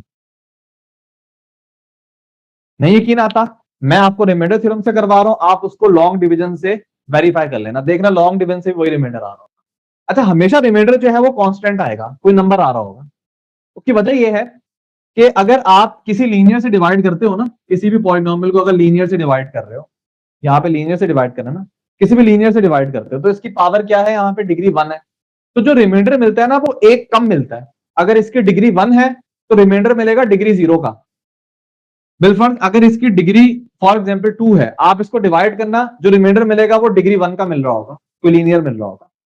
डिवीजर की जो डिग्री है ना, उससे एक कम डिग्री होती है रिमाइंडर की। अब ये इंपॉर्टेंट पॉइंट है, एमसीक्यूज में पूछा जा सकता है कि डिवीजर की डिग्री और रिमाइंडर की डिग्री का आपस में क्या रिलेशन है, कि जो इसकी डिग्री है वो एक ज्यादा होती है, या इसको दूसरे अंदाज में इस तरह बोल सकते हो कि रिमाइंडर की जो डिग्री है वो एक कम होती है एज कंपेयर टू डिवीजर। अगर डिवीजर क्वाड्रेटिक है तो रिमाइंडर क्या होगा? लीनियर होगा। अगर डिवीजर क्यूबिक है तो रिमाइंडर क्या होगा? क्वाड्रेटिक। इसी तरीके से यहां पे हमेशा डिवीजर आपका लीनियर होगा, तो इसका मतलब लीनियर से कम क्या होता है? कांस्टेंट होता है। तो हमेशा आपको रिमाइंडर यहाँ पे कांस्टेंट मिलता है इस वाले सिचुएशन में। अच्छा, मैं एग्जांपल पहले देता हूं, फिर आप लोगों को बताता हूं किस तरह अप्लाई करना है। फॉर एग्जांपल अगर आपको बोला जाए कि यार x cube plus 2x square plus 3x plus 4 को आपने डिवाइड करना है, डिवाइड करो, दो एग्जांपल देता हूं, x प्लस 1 से या आपको बोला जाए 2x माइनस 1 से, इन दो चीजों से डिवाइड करना, तो बताओ रिमाइंडर क्या आएगा? अब आप लॉन्ग डिवीजन से इसको प्रूफ कर लेना कि रिमाइंडर लॉन्ग से भी देखना ये आ रहा होगा, शॉर्ट फॉर्म है, ये बड़ी आसानी से आ जाएगा। फॉर एग्जाम्पल इस वाले पॉलिनोमियल को अगर आपने x प्लस 1 से डिवाइड करना है तो रिमाइंडर क्या होगा? सिंपल इसको 0 के बराबर रखो, x की वैल्यू आ रही है -1, पुट कर दो यहाँ पे, तो हो जाएगा -1 का क्यूब जो कि -1 होता है, यहाँ पे -1 पुट करो, -1 का स्क्वायर 1, 1 को 2 से करो 2, -1 पुट करो, ये हो जाएगा -3, -1 -3 -4, वो इससे कैंसिल हो गया, सिंपल 2 बच जाएगा। इसका मतलब देखो कितनी आसानी से आपके पास रिमाइंडर आ गया, ये पूरी चीज क्या है? रिमाइंडर है। अब आपको अगर चेक करना है तो आप इसको डिवाइड करना है x प्लस 1 से, लॉन्ग डिवीजन मेथड से, खुद देखोगे एंड पे रिमाइंडर 2 आ रहा होगा, वेरीफाई करके देख। इसी तरह अगर आपने इसको डिवाइड करना है 2x माइनस 1 से, अगेन 2x माइनस 1 को 0 के बराबर रखो, x की वैल्यू यहां से 1/2 आएगी, पुट कर दो पॉलिनोमियल के अंदर, 1/2 का क्यूब करोगे 1/8 हो जाएगा, 1/2 का स्क्वायर करोगे 1/4, सिंप्लीफाई करना 1/2, इसी तरह 3/2 प्लस 4। आप इसको सॉल्व करने के लिए कैलकुलेटर यूज करना, अगर कैलकुलेटर नहीं है फिर भी आप सॉल्व कर सकते हो, तो बड़ी बात नहीं है। तो एट द एंड जो आंसर आ रहा होगा वो आपको रिमाइंडर मिल जाएगा। तो ये आपका पूरा रिमाइंडर थ्योरम सही है। अच्छा जी, रिमाइंडर थ्योरम अगर आपने पढ़ लिया ना, तो फिर अगला थ्योरम आपके लिए बड़ा आसान है, वो है फैक्टर थ्योरम। ये दोनों बड़े इंपॉर्टेंट एमसीक्यूज के फेवरेट है, बाकी थ्योरम जो है वो इतने नहीं पूछे जाते हैं, खैर वो तो है भी नहीं इतने। फैक्टर थ्योरम क्या कहता है? रिमाइंडर थ्योरम से आगे आप पढ़ रहे हो, किस तरह आगे बढ़ोगे कि बिलफर्ज रिमाइंडर थ्योरम ने आपको रिमाइंडर थ्योरम ने आपको रिमाइंडर निकालने का तरीका बताया था, ठीक है, कि आप क्या करो, इसको 0 के बराबर रखो, जो x की वैल्यू आ रही है उसको पुट करो, तो p ऑफ a क्या होगा? रिमाइंडर होगा। एज्यूम कर लो कि अगर p ऑफ a 0 के बराबर आ रहा है, मतलब अभी आपने रिमाइंडर थ्योरम अप्लाई किया, इस पूरी चीज को आपने x माइनस a से डिवाइड किया, वही a की वैल्यू पुट की यहाँ पे, और रिजल्ट में आपको 0 आ रहा है, मतलब यहाँ पे रिमाइंडर जो है वो आपको क्या मिल रहा है? 0 मिल रहा है। तो फैक्टर थ्योरम क्या कहता है कि अगर आप किसी पॉलिनोमियल को डिवाइड करते हो x माइनस a से, और डिवाइड करने का तरीका वही रिमाइंडर थ्योरम से आपने किया, और रिमाइंडर मालूम किया, और रिमाइंडर आपको 0 मिल गया, तो इसका मतलब क्या है? इसका मतलब क्या है कि जो x माइनस a है ये फैक्टर है, factor of p of x। अभी सुन लेना, अगर ना समझ आया तो डिटेल में समझाऊंगा कि अगर रिमाइंडर 0 आ रहा है तो फिर आप ये क्या बोलोगे। अगर ये ना भी समझ आए ना, स्टेटमेंट याद रख लो, एमसीक्यूज में पूछी जाती है ये, मतलब इससे रिलेटेड एमसीक्यू पूरे पूछे जा रहे होते हैं कि अगर रिमाइंडर 0 आ गया ना तो फैक्टर थ्योरम क्या कहता है, अगर रिमाइंडर 0 है इसका मतलब जिससे आपने डिवाइड किया था ना वो फैक्टर है किसका, जो गिवन पॉलिनोमियल था। या इसको दूसरे अंदाज में क्या बोल सकते हैं कि जो ए है ना, जो वैल्यू आपने पुट की थी जिसपे आपको आंसर 0 मिल रहा था वो क्या है, वो रूट है। अभी आपने रूट का कॉन्सेप्ट पढ़ा था, रूट में क्या होता था, जब आप वैल्यू पुट करते थे पॉलिनोमियल में 0 आंसर मिलता था आपको। वो जो आप पॉलिनोमियल इक्वेशन बनाते थे वो इक्वल टू 0 रखते थे और एक्स की वैल्यू निकालते थे, तो वो एक्स की वैल्यू को जब पुट करोगे तो आंसर में 0 मिलेगा ना। यही तो आप सेटिस्फाई करते थे कि कौन सी एक्स वैल्यू पे आंसर 0 मिल रहा है। ये इक्वेशन थी आपकी, उस इक्वेशन को सॉल्व करते थे, एंड पे वैल्यूज मिलती थी, तो वो वैल्यूज रूट्स कहलाती थी। मतलब जब वो आप पुट करोगे तो रिजल्ट में 0 आपको मिलेगा। तो वही तो हो रहा है, यहाँ पे हमने एक वैल्यू पुट की और रिजल्ट हमें 0 मिल रहा है। किसी पॉलिनोमियल के अंदर हमने, फॉर एग्जाम्पल इसके अंदर आपने कोई वैल्यू पुट की, रिजल्ट में आपको 0 मिल गया। इसका क्या मतलब है, इसका मतलब ये कि जो वैल्यू आपने पुट की है वो रूट है। और अगर आप उसको इस फॉर्म में लिखोगे, मतलब x माइनस ए की फॉर्म में लिखोगे, तो क्या कहलाया जाएगा, फैक्टर कहलाया जाएगा। अभी सवाल डिफरेंट तरीके से आ सकते हैं। या तो आपसे सवाल इस तरह पूछा जा सकता है कि आपको एक पॉलिनोमियल दे देंगे और बोलेंगे कि बताओ यार ऑप्शंस 4 गिवन होंगे, बोला जाएगा इन चारों ऑप्शन में से कौन फैक्टर है। एक पॉलिनोमियल दिया जाएगा और बोला जाएगा कि भाई 4 ऑप्शन है, बताओ इसमें से कौन फैक्टर है। ऑप्शंस में आपके पास x-2, x+1, x-3 इस टाइप के सब नजर आ रहे होंगे। आपको पता करना होगा कौन फैक्टर है इसका। इस तरह सवाल पूछा जा सकता है। दूसरे तरीके से कैसे सवाल पूछा जा सकता है, आपको ये पॉलिनोमियल दे देंगे और बोलेंगे यार ऑप्शंस में बताओ कौन इसका रूट है। ऑप्शन में 4 वैल्यूज गिवन होंगे, 2 गिवन होगी, 3, 4 इस टाइप की वैल्यूज गिवन होंगी, आपको बताना होगा कौन इसका रूट है। इस तरह भी एमसीक्यूज आ सकता है। या इस तरह भी आ सकता है, आपको बोलते हैं कि यार x-2 फैक्टर है किस पॉलिनोमियल का, ऑप्शन में 4 पॉलिनोमियल लिखे हुए होंगे, तब भी ये सवाल, मतलब ये एक ही चीज है जिसको डिफरेंट अंदाज में बात पूछी जा सकती है। तो सब एंगल से मैं समझा दूंगा। सॉल्व आपने कैसे करना है, सबसे पहले अगर आपने इस चीज को से डिवाइड करना है x-2 से, तो रिमाइंडर निकालते हैं। इसका रिमाइंडर कैसे निकालोगे, आप इसको 0 के बराबर रखोगे, तो x की वैल्यू क्या आ रही है, 2 आ रही है। आप 2 पुट करोगे इस पॉलिनोमियल के अंदर, p ऑफ x लिख देते हैं। तो जब आप 2 पुट करोगे होगा क्या, 2 का क्यूब क्या होता है, 8 होता है। 2 का स्क्वायर 4, 4 4 था 16। यहां पे 2 पुट करो, ये हो जाएगा -10, -14। देखना आंसर 0 आ रहा है। यहाँ पे ये 24 होता है, ये -24 0। तो अब यहां से क्या प्रूव हुई, कितनी बातें प्रूव हुई हैं। सबसे पहली चीज कि जो वैल्यू आपने पुट की है इसके अंदर, जिसने रिजल्ट 0 कर दिया, इस वैल्यू को आप क्या बोलोगे, फैक्टर है ना, 0 ऐसा 0 तो पॉलिनोमियल। रूट बोलोगे या 0 बोलोगे। जो वैल्यू 0 कर रही है ना, अब देखो डिफरेंट बातें बोल रहे होते हैं। किस वैल्यू ने 0 किया, 2 ने 0 किया है ना, तो 2 को आप क्या बोलोगे, 2 रूट है इस पॉलिनोमियल का। तो अगर आपसे पेपर में सवाल आता कि बताओ इसका रूट क्या है, 4 वैल्यूज गिवन होती, तो आप सब वैल्यूज को पुट करो यहां पे, जो आंसर 0 दे रहा है वो रूट हो जाएगा। ये पहला एमसीक्यू कवर हो गया। अच्छा जी, अगर x इक्वल टू 2, मतलब 2 वैल्यू रूट है, तो आप 2 को इधर ले आओ तो ये -2 हो जाएगा। तो x-2 क्या कहलाया जाएगा, x-2 फैक्टर कहलाया जाएगा। अगर 2 रूट है तो x-2 क्या होगा, फैक्टर कहलाया जाएगा। इसका जरा मैं कॉन्सेप्ट देता हूं, ये फैक्टर क्यों कहलाया जाएगा, अभी मैं एमसीक्यूज कवर कर रहा हूं। x-2 क्या कहलाया जाएगा, फैक्टर कहलाया जाएगा। अब अगर एमसीक्यूज आता कि यार ये पॉलिनोमियल है, बताओ इन चारों में से कौन इसका फैक्टर है, तो आप क्या करते हैं, चारों ऑप्शंस में जाते, सबसे पहले ऑप्शन ए करते, ऑप्शन ए को 0 के बराबर रख के वैल्यू निकालते, उस वैल्यू को पुट करते। अगर आंसर 0 आ रहा होता इसका मतलब वो फैक्टर था। अगर आंसर 0 नहीं आ रहा होता आप दूसरे ऑप्शन पे जाते, फिर उसको 0 के बराबर रख के एक्स की वैल्यू निकालते, पुट करते। अगर आंसर 0 आता तो वो फैक्टर है और वो वैल्यू रूट कहलाई जाएगी। ये सारे कॉन्सेप्ट, ठीक है। अगर आपसे ये भी सवाल आ सकता है कि भाई जब इसको डिवाइड करूंगा x-2 तो रिमाइंडर क्या होगा, भाई रिमाइंडर 0 आ रहा है। इस तरह सवाल भी आ सकता है। ये जो डिवीजन है ना, अगर आप ज्यादातर क्वाड्रेटिक इक्वेशंस के फाइंड करने के लिए आते हैं। ना क्वाड्रेटिक इक्वेशन तो काफी इजी होती है, ज्यादातर क्यूबिक या इससे जो हायर डिग्री की होती है ना, क्योंकि क्वाड्रेटिक में पुट करना काफी आसान होता है, तो ज्यादातर क्यूबिक या 4th डिग्री की इक्वेशन दे देते हैं, उसी का फैक्टर, रूट या रिमाइंडर ये पूछ लेंगे आप। अच्छा, यहाँ पे हो क्या रहा है, एक पॉलिनोमियल था p ऑफ x, उसको आपने डिवाइड किया था किससे, x-a से। कुछ आपको यहाँ पे क्वोशंट मिल जाएगा और एंड पे आपको क्या मिल रहा है, रिमाइंडर मिल रहा है। इस पूरी चीज को लिखने का तरीका क्या होता है, ये समझना है तो बस इसको समझ लो पहले। अगर ये बात समझ आ गई तो ये भी आ जाएगी। फॉर एग्जाम्पल आपको बोला जाए कि 5/2 ये आपने डिवीजन करनी है, तो वो डिवीजन आपने कर ली। अब उसको लिखने का तरीका क्या है? बिलफर्ज अगर मैं लेफ्ट हैंड साइड पे 5 लिखना चाह रहा हूं तो राइट हैंड साइड पे मैं इस डिवीजन को कैसे लिख सकता हूं? सिंपल तरीका क्या होता है कि आपने जिससे डिवाइड डिवीजर जो है ना उसको मल्टीप्लाई करो क्वोशंट से और ऐड कर दो रिमाइंडर के अंदर।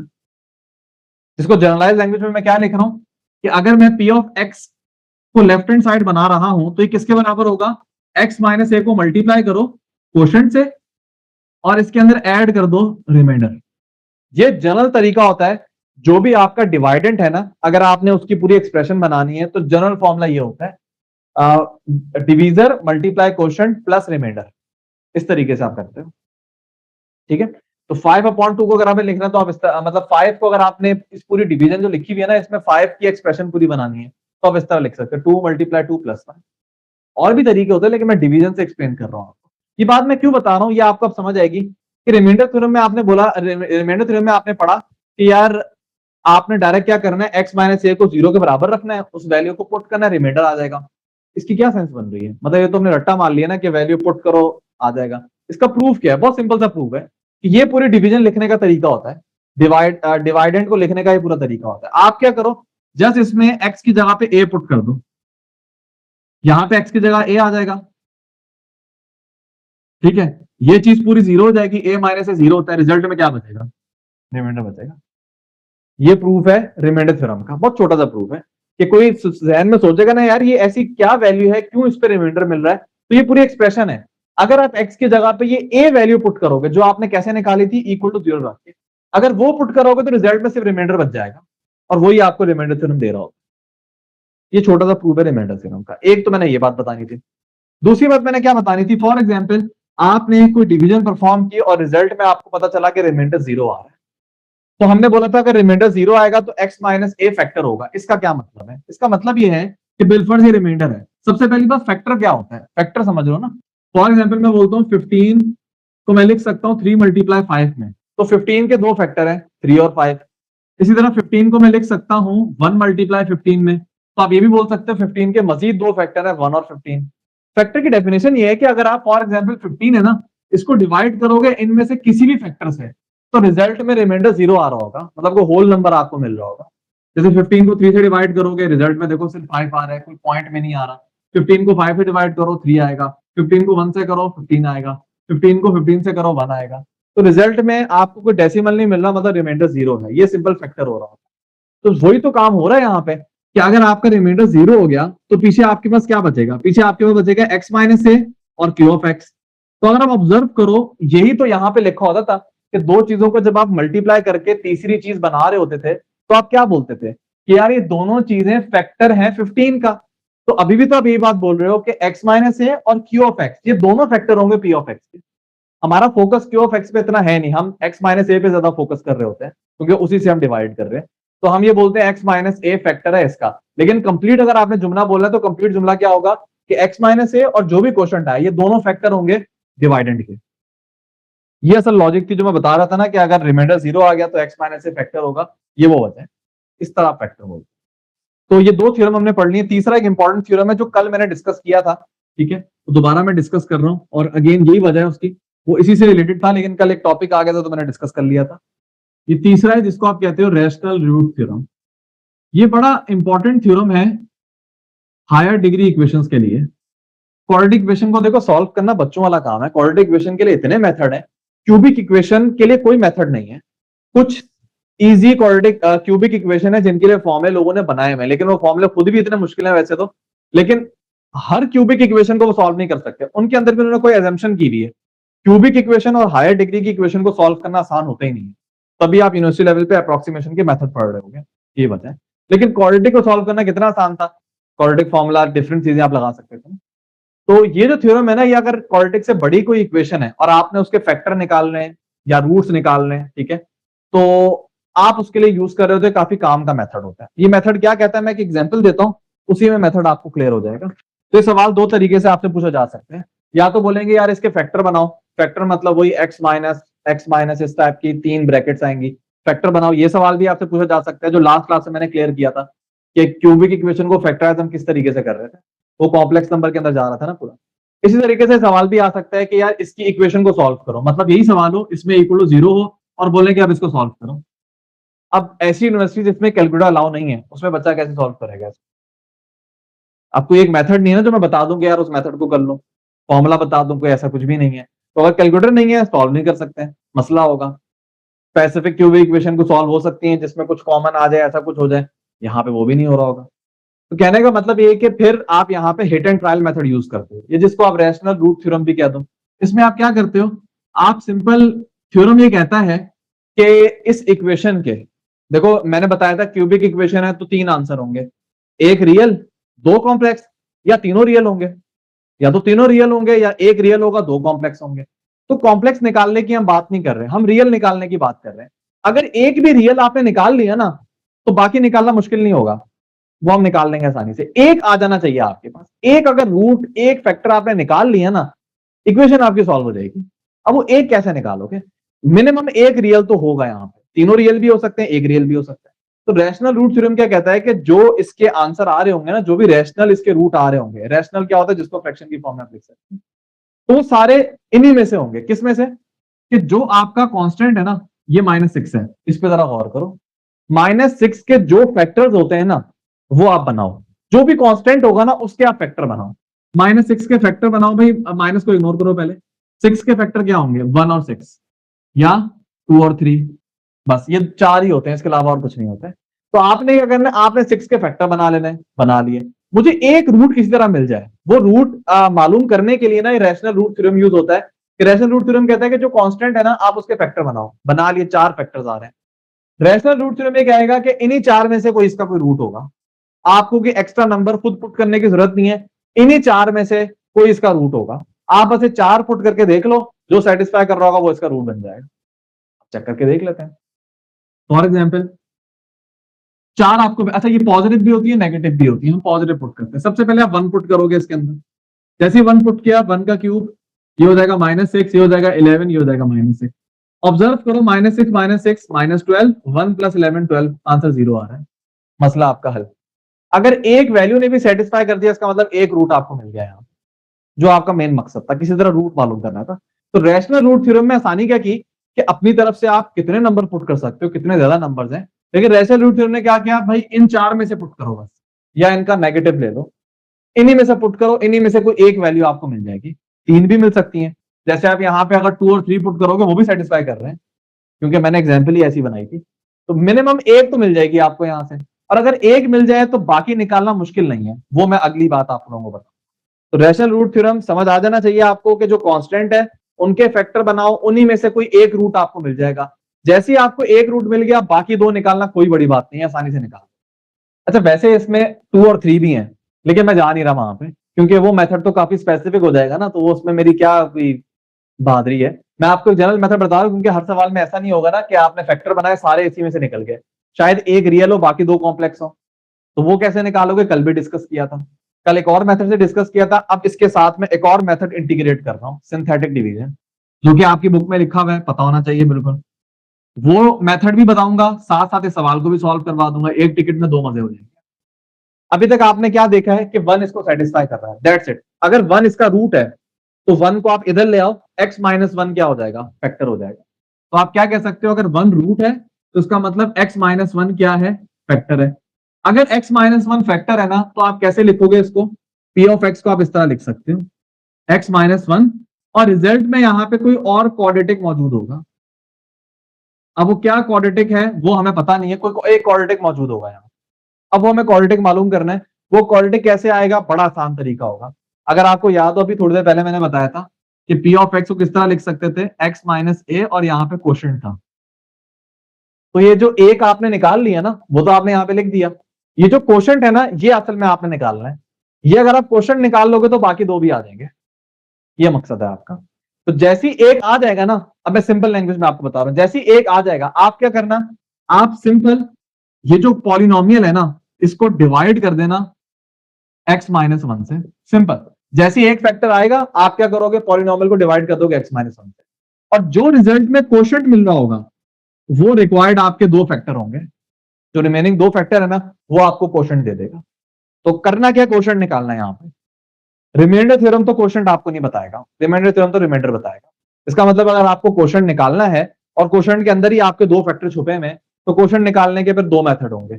एक तो लॉन्ग डिवीजन मेथड, जो मैंने कल की क्लास में भी बताया था आप लोगों को, क्वोशंट निकाला था उसमें। एक है सिंथेटिक डिवीजन, सिंथेटिक डिवीजन से भी आप क्वोशंट निकाल सकते हो। और मेरा असल में मकसद ही ये डिवीजन आपको सिखाना था, कुछ स्टूडेंट भूल चुके हैं। इससे रिलेटेड थोड़े बहुत एमसीक्यूज पूछे जा सकते हैं, वैसे पूछ लें कि सिंथेटिक डिवीजन में रिमाइंडर कहां पे होता था, ऐसा कुछ भी पूछ सकते हैं। तो सिंथेटिक डिवीजन से क्वोशंट कैसे निकालोगे, बड़ा आसान तरीका है। सिंथेटिक डिवीजन से कैसे निकालोगे, पॉलिनोमियल को जरा ऑब्जर्व करो। पॉलिनोमियल के जो कोफिशिएंट है उनको लिखोगे। एक्स क्यूब का कोफिशिएंट 1, एक्स स्क्वायर का -6, एक्स का 11, कांस्टेंट क्या है -6।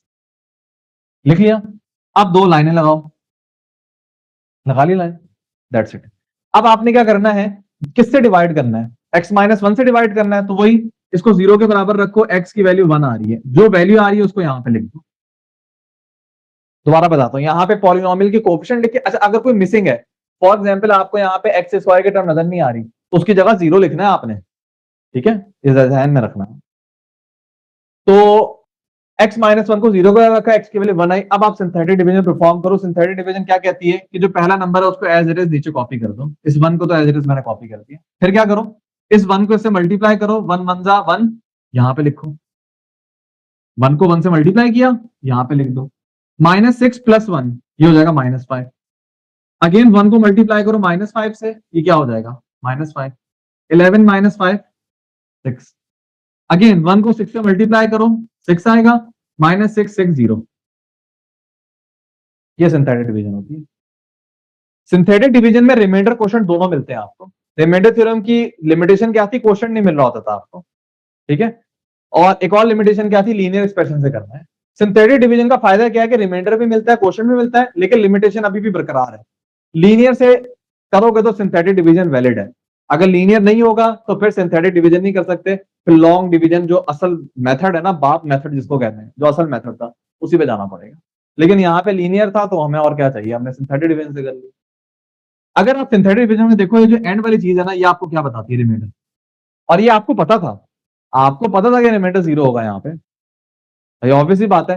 रिमाइंडर यहाँ पे 0 होगा तभी तो आप 3 फैक्टर निकाल रहे हो यहाँ पे। आपको पता है यहाँ पे x-1 फैक्टर है, तो जब इस पॉलिनोमियल को x-1 से डिवाइड करोगे तो रिमाइंडर क्या आना चाहिए, 0।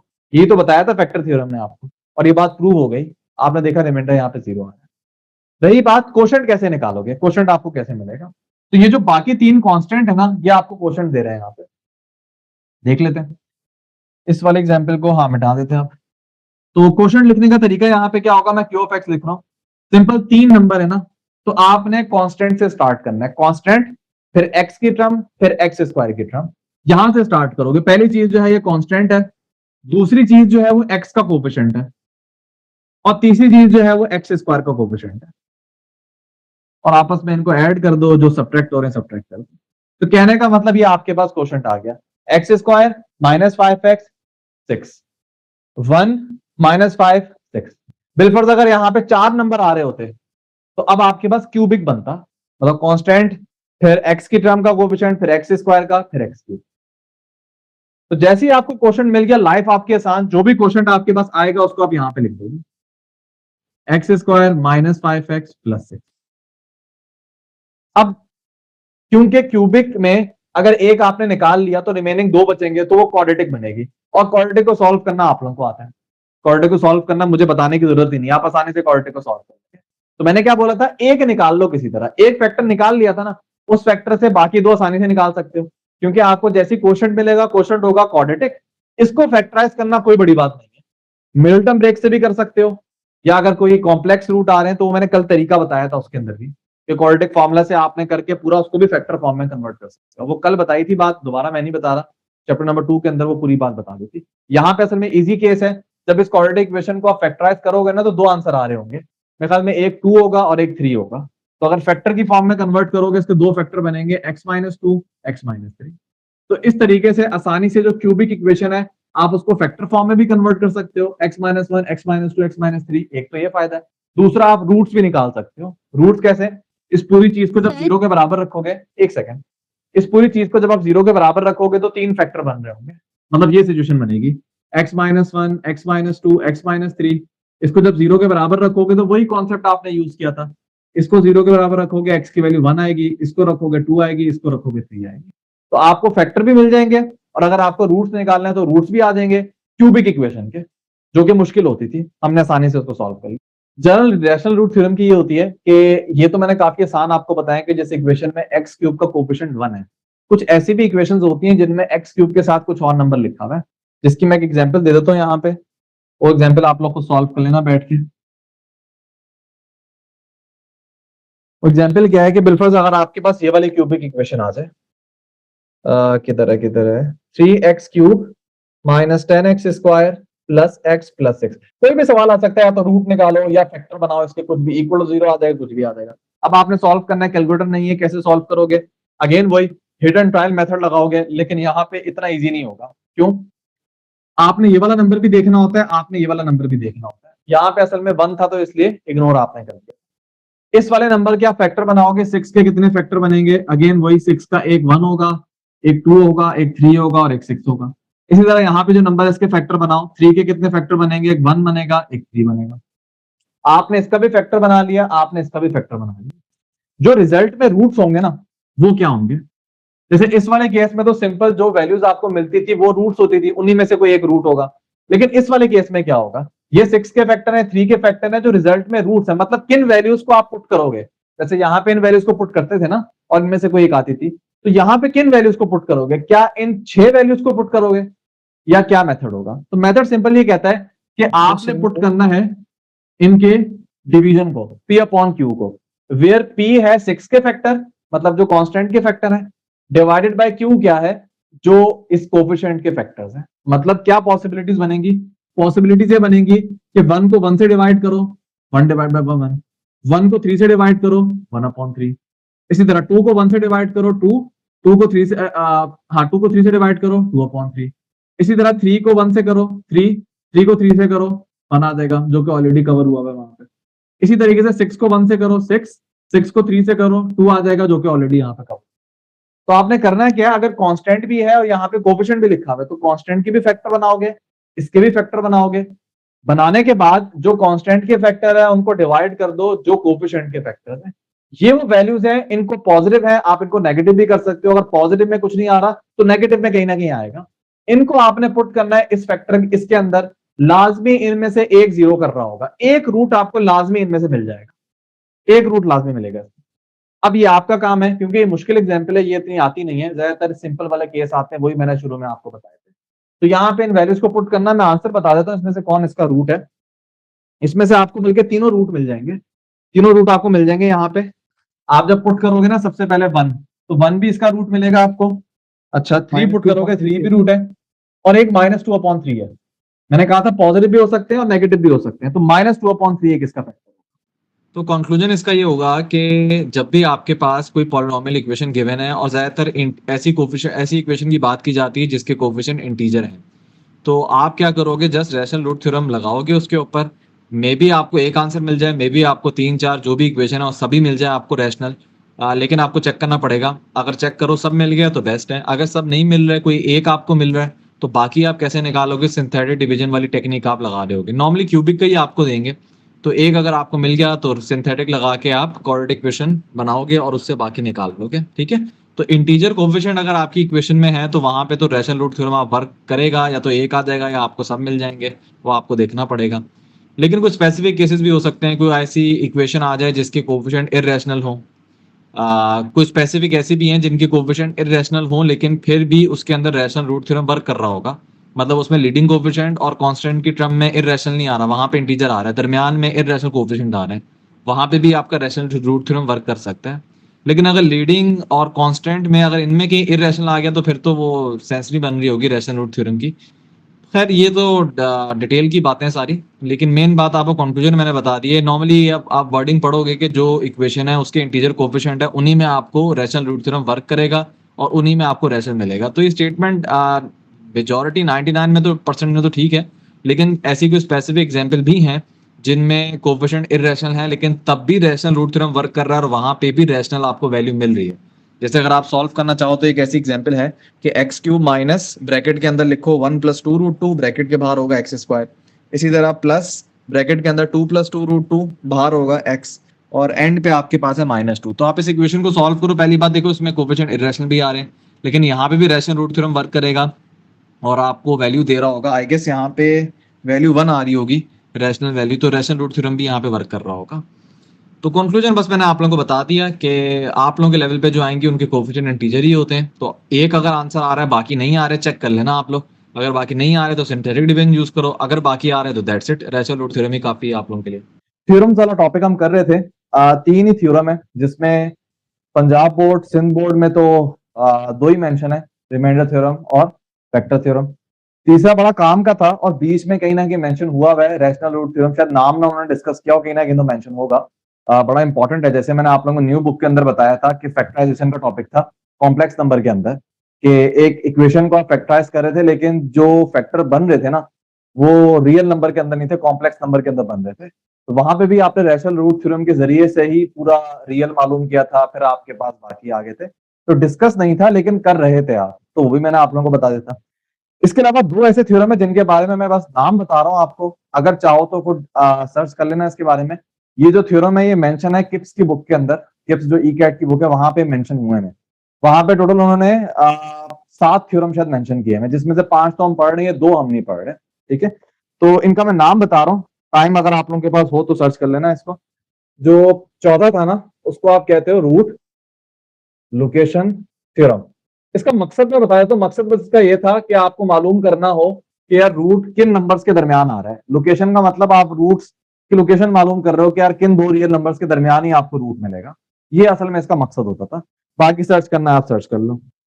अच्छा, 5वां जो है अब इसका नाम डेस्कार्ट थ्योरम है।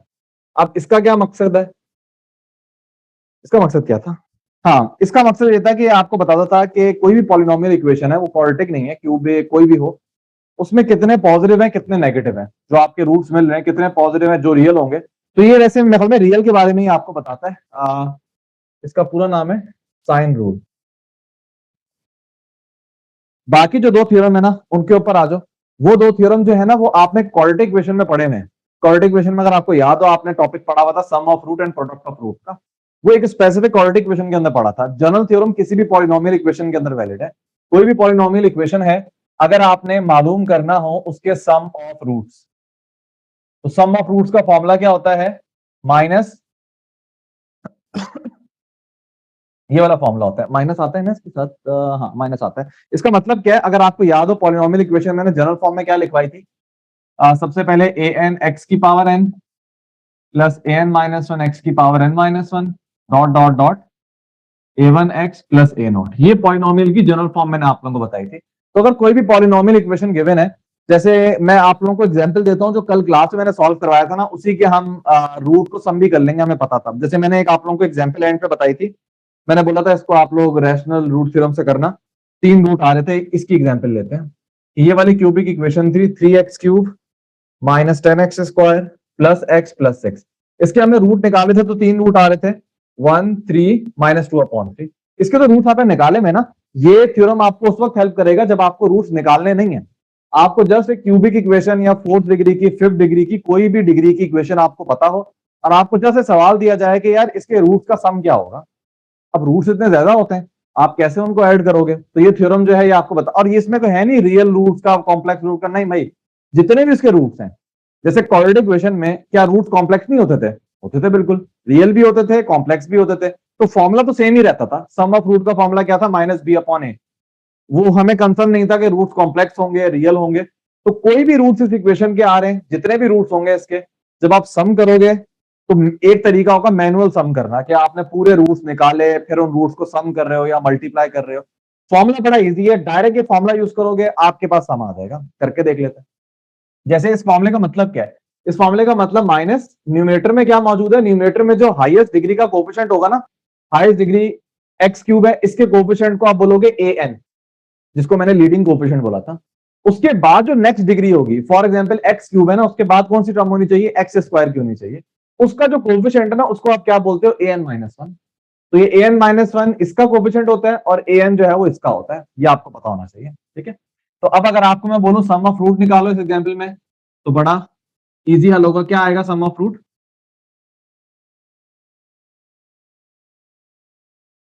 माइनस an-1 an-1 क्या है यहाँ पे -10 डिवाइडेड बाय an क्या है यहाँ पे 3 है, तो सॉल्व करो, सम जो है वो 10/3 आ रहा है। अगर आप इन रूट्स को भी आपस में ऐड करो, आप ऑब्जर्व करोगे सम 10/3 आ रहा हो। तो अब ये लंबा तरीका था, आप रूट्स मालूम कर रहे हो फिर आप ऐड कर रहे हो, जबकि सिंपल एक फॉर्मूला है जिसके तहत आप आसानी से जो रूट्स हैं उनका सम मालूम कर सकते हो। इसके बारे में मजीद हम पढ़ते हैं, पहले एक आखिरी पढ़ लो, प्रोडक्ट ऑफ रूट का फॉर्मूला। प्रोडक्ट ऑफ रूट के दो फॉर्मूले हैं, सिर्फ माइनस का फर्क है। एक फॉर्मूला होगा a0/an, और अगर ये बराबर होगा -a0/an। अब ये कंडीशन पे फर्क पड़ता है, अगर जिस पॉलिनोमियल के आप प्रोडक्ट ऑफ रूट निकाल रहे हो उसकी डिग्री अगर a1 है, a1 डिग्री, तो आपका ये वाला फॉर्मूला होगा। और जिस पॉलिनोमियल का आप प्रोडक्ट ऑफ रूट निकाल रहे हो अगर उसकी डिग्री ऑड है तो फिर ये वाला फॉर्मूला होगा।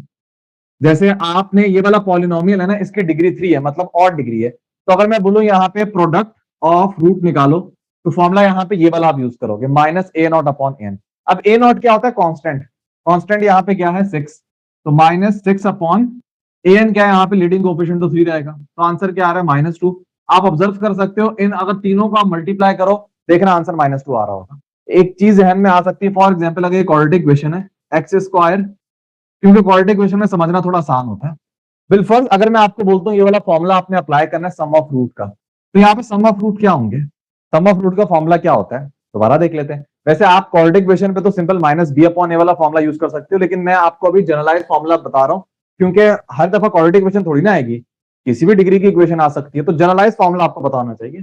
तो अगर इस इक्वेशन को मैं कन्वर्ट करूं इस फॉर्म के अंदर, जनरल पॉलिनोमियल इक्वेशन की फॉर्म में कन्वर्ट करूं, तो इसमें एक टर्म मिसिंग है। जो मिसिंग टर्म होती है उसको मेंशन करना जरूरी होता है, कभी कभी उसकी अहमियत बहुत ज्यादा होती है। जैसे इस केस में अगर आप लिखोगे तो ऐसे लिखोगे x² + 0x - 1। तो अगर मैं आपको बोलूं सम ऑफ रूट निकालो, सम ऑफ रूट का फॉर्मूला था माइनस जो लीडिंग कोएफिशिएंट है ना वो डिनोमिनेटर में आता है, x² का जो कोएफिशिएंट है वो डिनोमिनेटर में आता है। न्यूमरेटर में क्या होता है? जो लीडिंग के बाद वाली डिग्री वाली टर्म होती है, जैसे इसकी मैक्सिमम पावर 2 है ना, तो ऐसी टर्म ढूंढो जिसमें पावर 1 है, ये वाली, जिसका कोएफिशिएंट यहाँ पे क्या है? 0। मतलब इस तरह समझ लो कि अगर डिग्री 2 है ना, तो न्यूमरेटर में उस टर्म का कोएफिशिएंट आएगा जिसकी डिग्री 1 है। अगर आपकी इक्वेशन 5th डिग्री की है, फॉर एग्जाम्पल अगर यहाँ पे 5 लिखा हुआ है, तो an-1 क्या होगा? 5 के बाद वाली टर्म जो होगी x4, ये an-1 होता है, जहन में रख लेना पूरा। तो यहाँ पे an-1 क्या है? 0 के बराबर, तो सम ऑफ रूट यहाँ पे क्या आ रहा है? 0 आ रहा है। और ये बात लॉजिकल है, अगर आप इस इक्वेशन को सॉल्व करोगे, इसका एक आंसर 1 आएगा, एक आंसर -1 आएगा, जब ऐड करोगे तो 0 हो जाएगा। और अगर प्रोडक्ट ऑफ रूट निकालना है, प्रोडक्ट ऑफ रूट तो बड़ा सिंपल है, जो कांस्टेंट होता है divided by leading coefficient, product of root तो 1 ही है, नहीं सॉरी कांस्टेंट -1 है, तो कांस्टेंट -1 है और लीडिंग कोएफिशिएंट 1 है, तो इसका प्रोडक्ट क्या आएगा? -1 के बराबर आएगा। और क्वाड्रेटिक फॉर्मूले में अगर आपको याद हो c/a से आप निकालते थे, तो वैसे भी निकालो, एक ही बात है। और आप इसको वेरीफाई भी कर सकते हो, उसके अंदर दो रूट है, 1 और -1, जब आप मल्टीप्लाई करोगे तो रिजल्ट में माइनस आएगा। तो अभी तक आप लोगों ने सीखा क्या? कोई भी आपके पास जनरल डिग्री की, किसी भी डिग्री की, ऑड डिग्री हो, इवन डिग्री हो, कोई भी अगर पॉलिनोमियल इक्वेशन मौजूद है और आपको बोला जाए कि सम ऑफ रूट निकालो या प्रोडक्ट ऑफ रूट, तो इन दो फॉर्मूलों से या 3 भी आप कह सकते हो, उनके जरिए से आप सम ऑफ रूट और प्रोडक्ट ऑफ रूट निकालोगे। तो ये आखिरी 2 बड़े काम के थ्योरम थे, ये मैंने आप लोगों को बताया। कोई सवाल है तो पूछ लो यहाँ पे। सर इससे फिर हम एक प्रॉपर्टी भी कंक्लूड कर सकते हैं ना कि अगर product of root 0 it means के कांस्टेंट 0 है, तो कांस्टेंट नहीं है यहाँ पर, और अगर सम ऑफ रूट 0 है तो इट मींस के जो an-1 है, मतलब कोफिशिएंट वाली जो सेकंड पावर थी ना उसकी, तब n-1 वो टर्म नहीं है। देखो पहले प्रोडक्ट पे रहो, प्रोडक्ट वाली बात बिल्कुल सही बात है, क्योंकि जब आपकी इक्वेशन में कांस्टेंट नहीं होता, फॉर एग्जांपल हम एक क्यूबिक लेते हैं, इसमें कांस्टेंट नहीं है, तो जब भी कांस्टेंट नहीं होता ना, तो आप आसानी से उसको x कॉमन ले सकते हो। जब आप x कॉमन लोगे तो ऑब्वियसली एक रूट जो है वो कैसे आएगा? x को जब 0 के बराबर रखोगे, तो जब एक रूट 0 हो गया, बाकी से में कोई कंसर्न नहीं है, अगर एक 0 है तो वो पूरे प्रोडक्ट को क्या कर देगा? 0 कर देगा। तो बिल्कुल ये कंक्लूड कर सकते हो। दूसरा पॉइंट क्या था? कि जो सेकंड टर्म जिससे अगर क्वाड्रेटिक में हम dx लेते हैं ना, अगर वो 0 हो रहा है तो इट मींस के अगर उनका सम ऑफ रूट 0 होगा ना। हाँ, कोई भी डिग्री की इक्वेशन है, फॉर एग्जांपल मैं आपको कोई बड़ी बात बोलते हैं, अब ये एमसीक्यू नॉर्मली देखे नहीं है, मैं बड़ा मशहूर डायलॉग है, बच्चों को बोलता हूँ कि आप दुनिया जहां के एमसीक्यू सॉल्व कर आओ, मैं फिर भी आपको ऐसा एमसीक्यूज बना के दूंगा जो आपने कभी भी सॉल्व नहीं किया होगा। सर थ्योरी से आप पता नहीं किस किस किस्म के एमसीक्यूज बना सकते हो। थ्योरी अगर स्ट्रांग है ना, उसके बाद एमसीक्यूज भी अगर आपने सॉल्व किया तब मजा आएगा। ये नहीं कि सिर्फ एमसीक्यू पे फोकस किया, थ्योरी पढ़ी, फिर फंस सकते हो। अभी मैंने आज तक किसी बुक में देखा नहीं है सवाल, अपनी तरफ से मैं बना रहा हूँ, स्टूडेंट ने सवाल पूछा उसके मुताबिक। अब देखो मैंने इसमें एक टर्म खा गया हूँ x की पावर 9 वाली, मैं इसके आगे जितनी भी टर्म लगा दूं, मैं इवन x7 x6 x4 करते करते कांस्टेंट लिखूं, कोई फर्क नहीं पड़ेगा, इसका सम ऑफ रूट अभी भी 0 रहेगा। क्यों? क्योंकि सम ऑफ रूट डिपेंड किसके ऊपर कर रहा था, an-1 के ऊपर। जब an-1 ही 0 है, an-1 के बाद जो मैक्सिमम टर्म है उसके बाद वाली टर्म है ही नहीं, मतलब कोफिशिएंट उसका क्या है, 0 है। तो अब मैं जितना भी इसको बड़ा बना दूं उसका सम ऑफ रूट जो है वो 0 ही होगा यहाँ।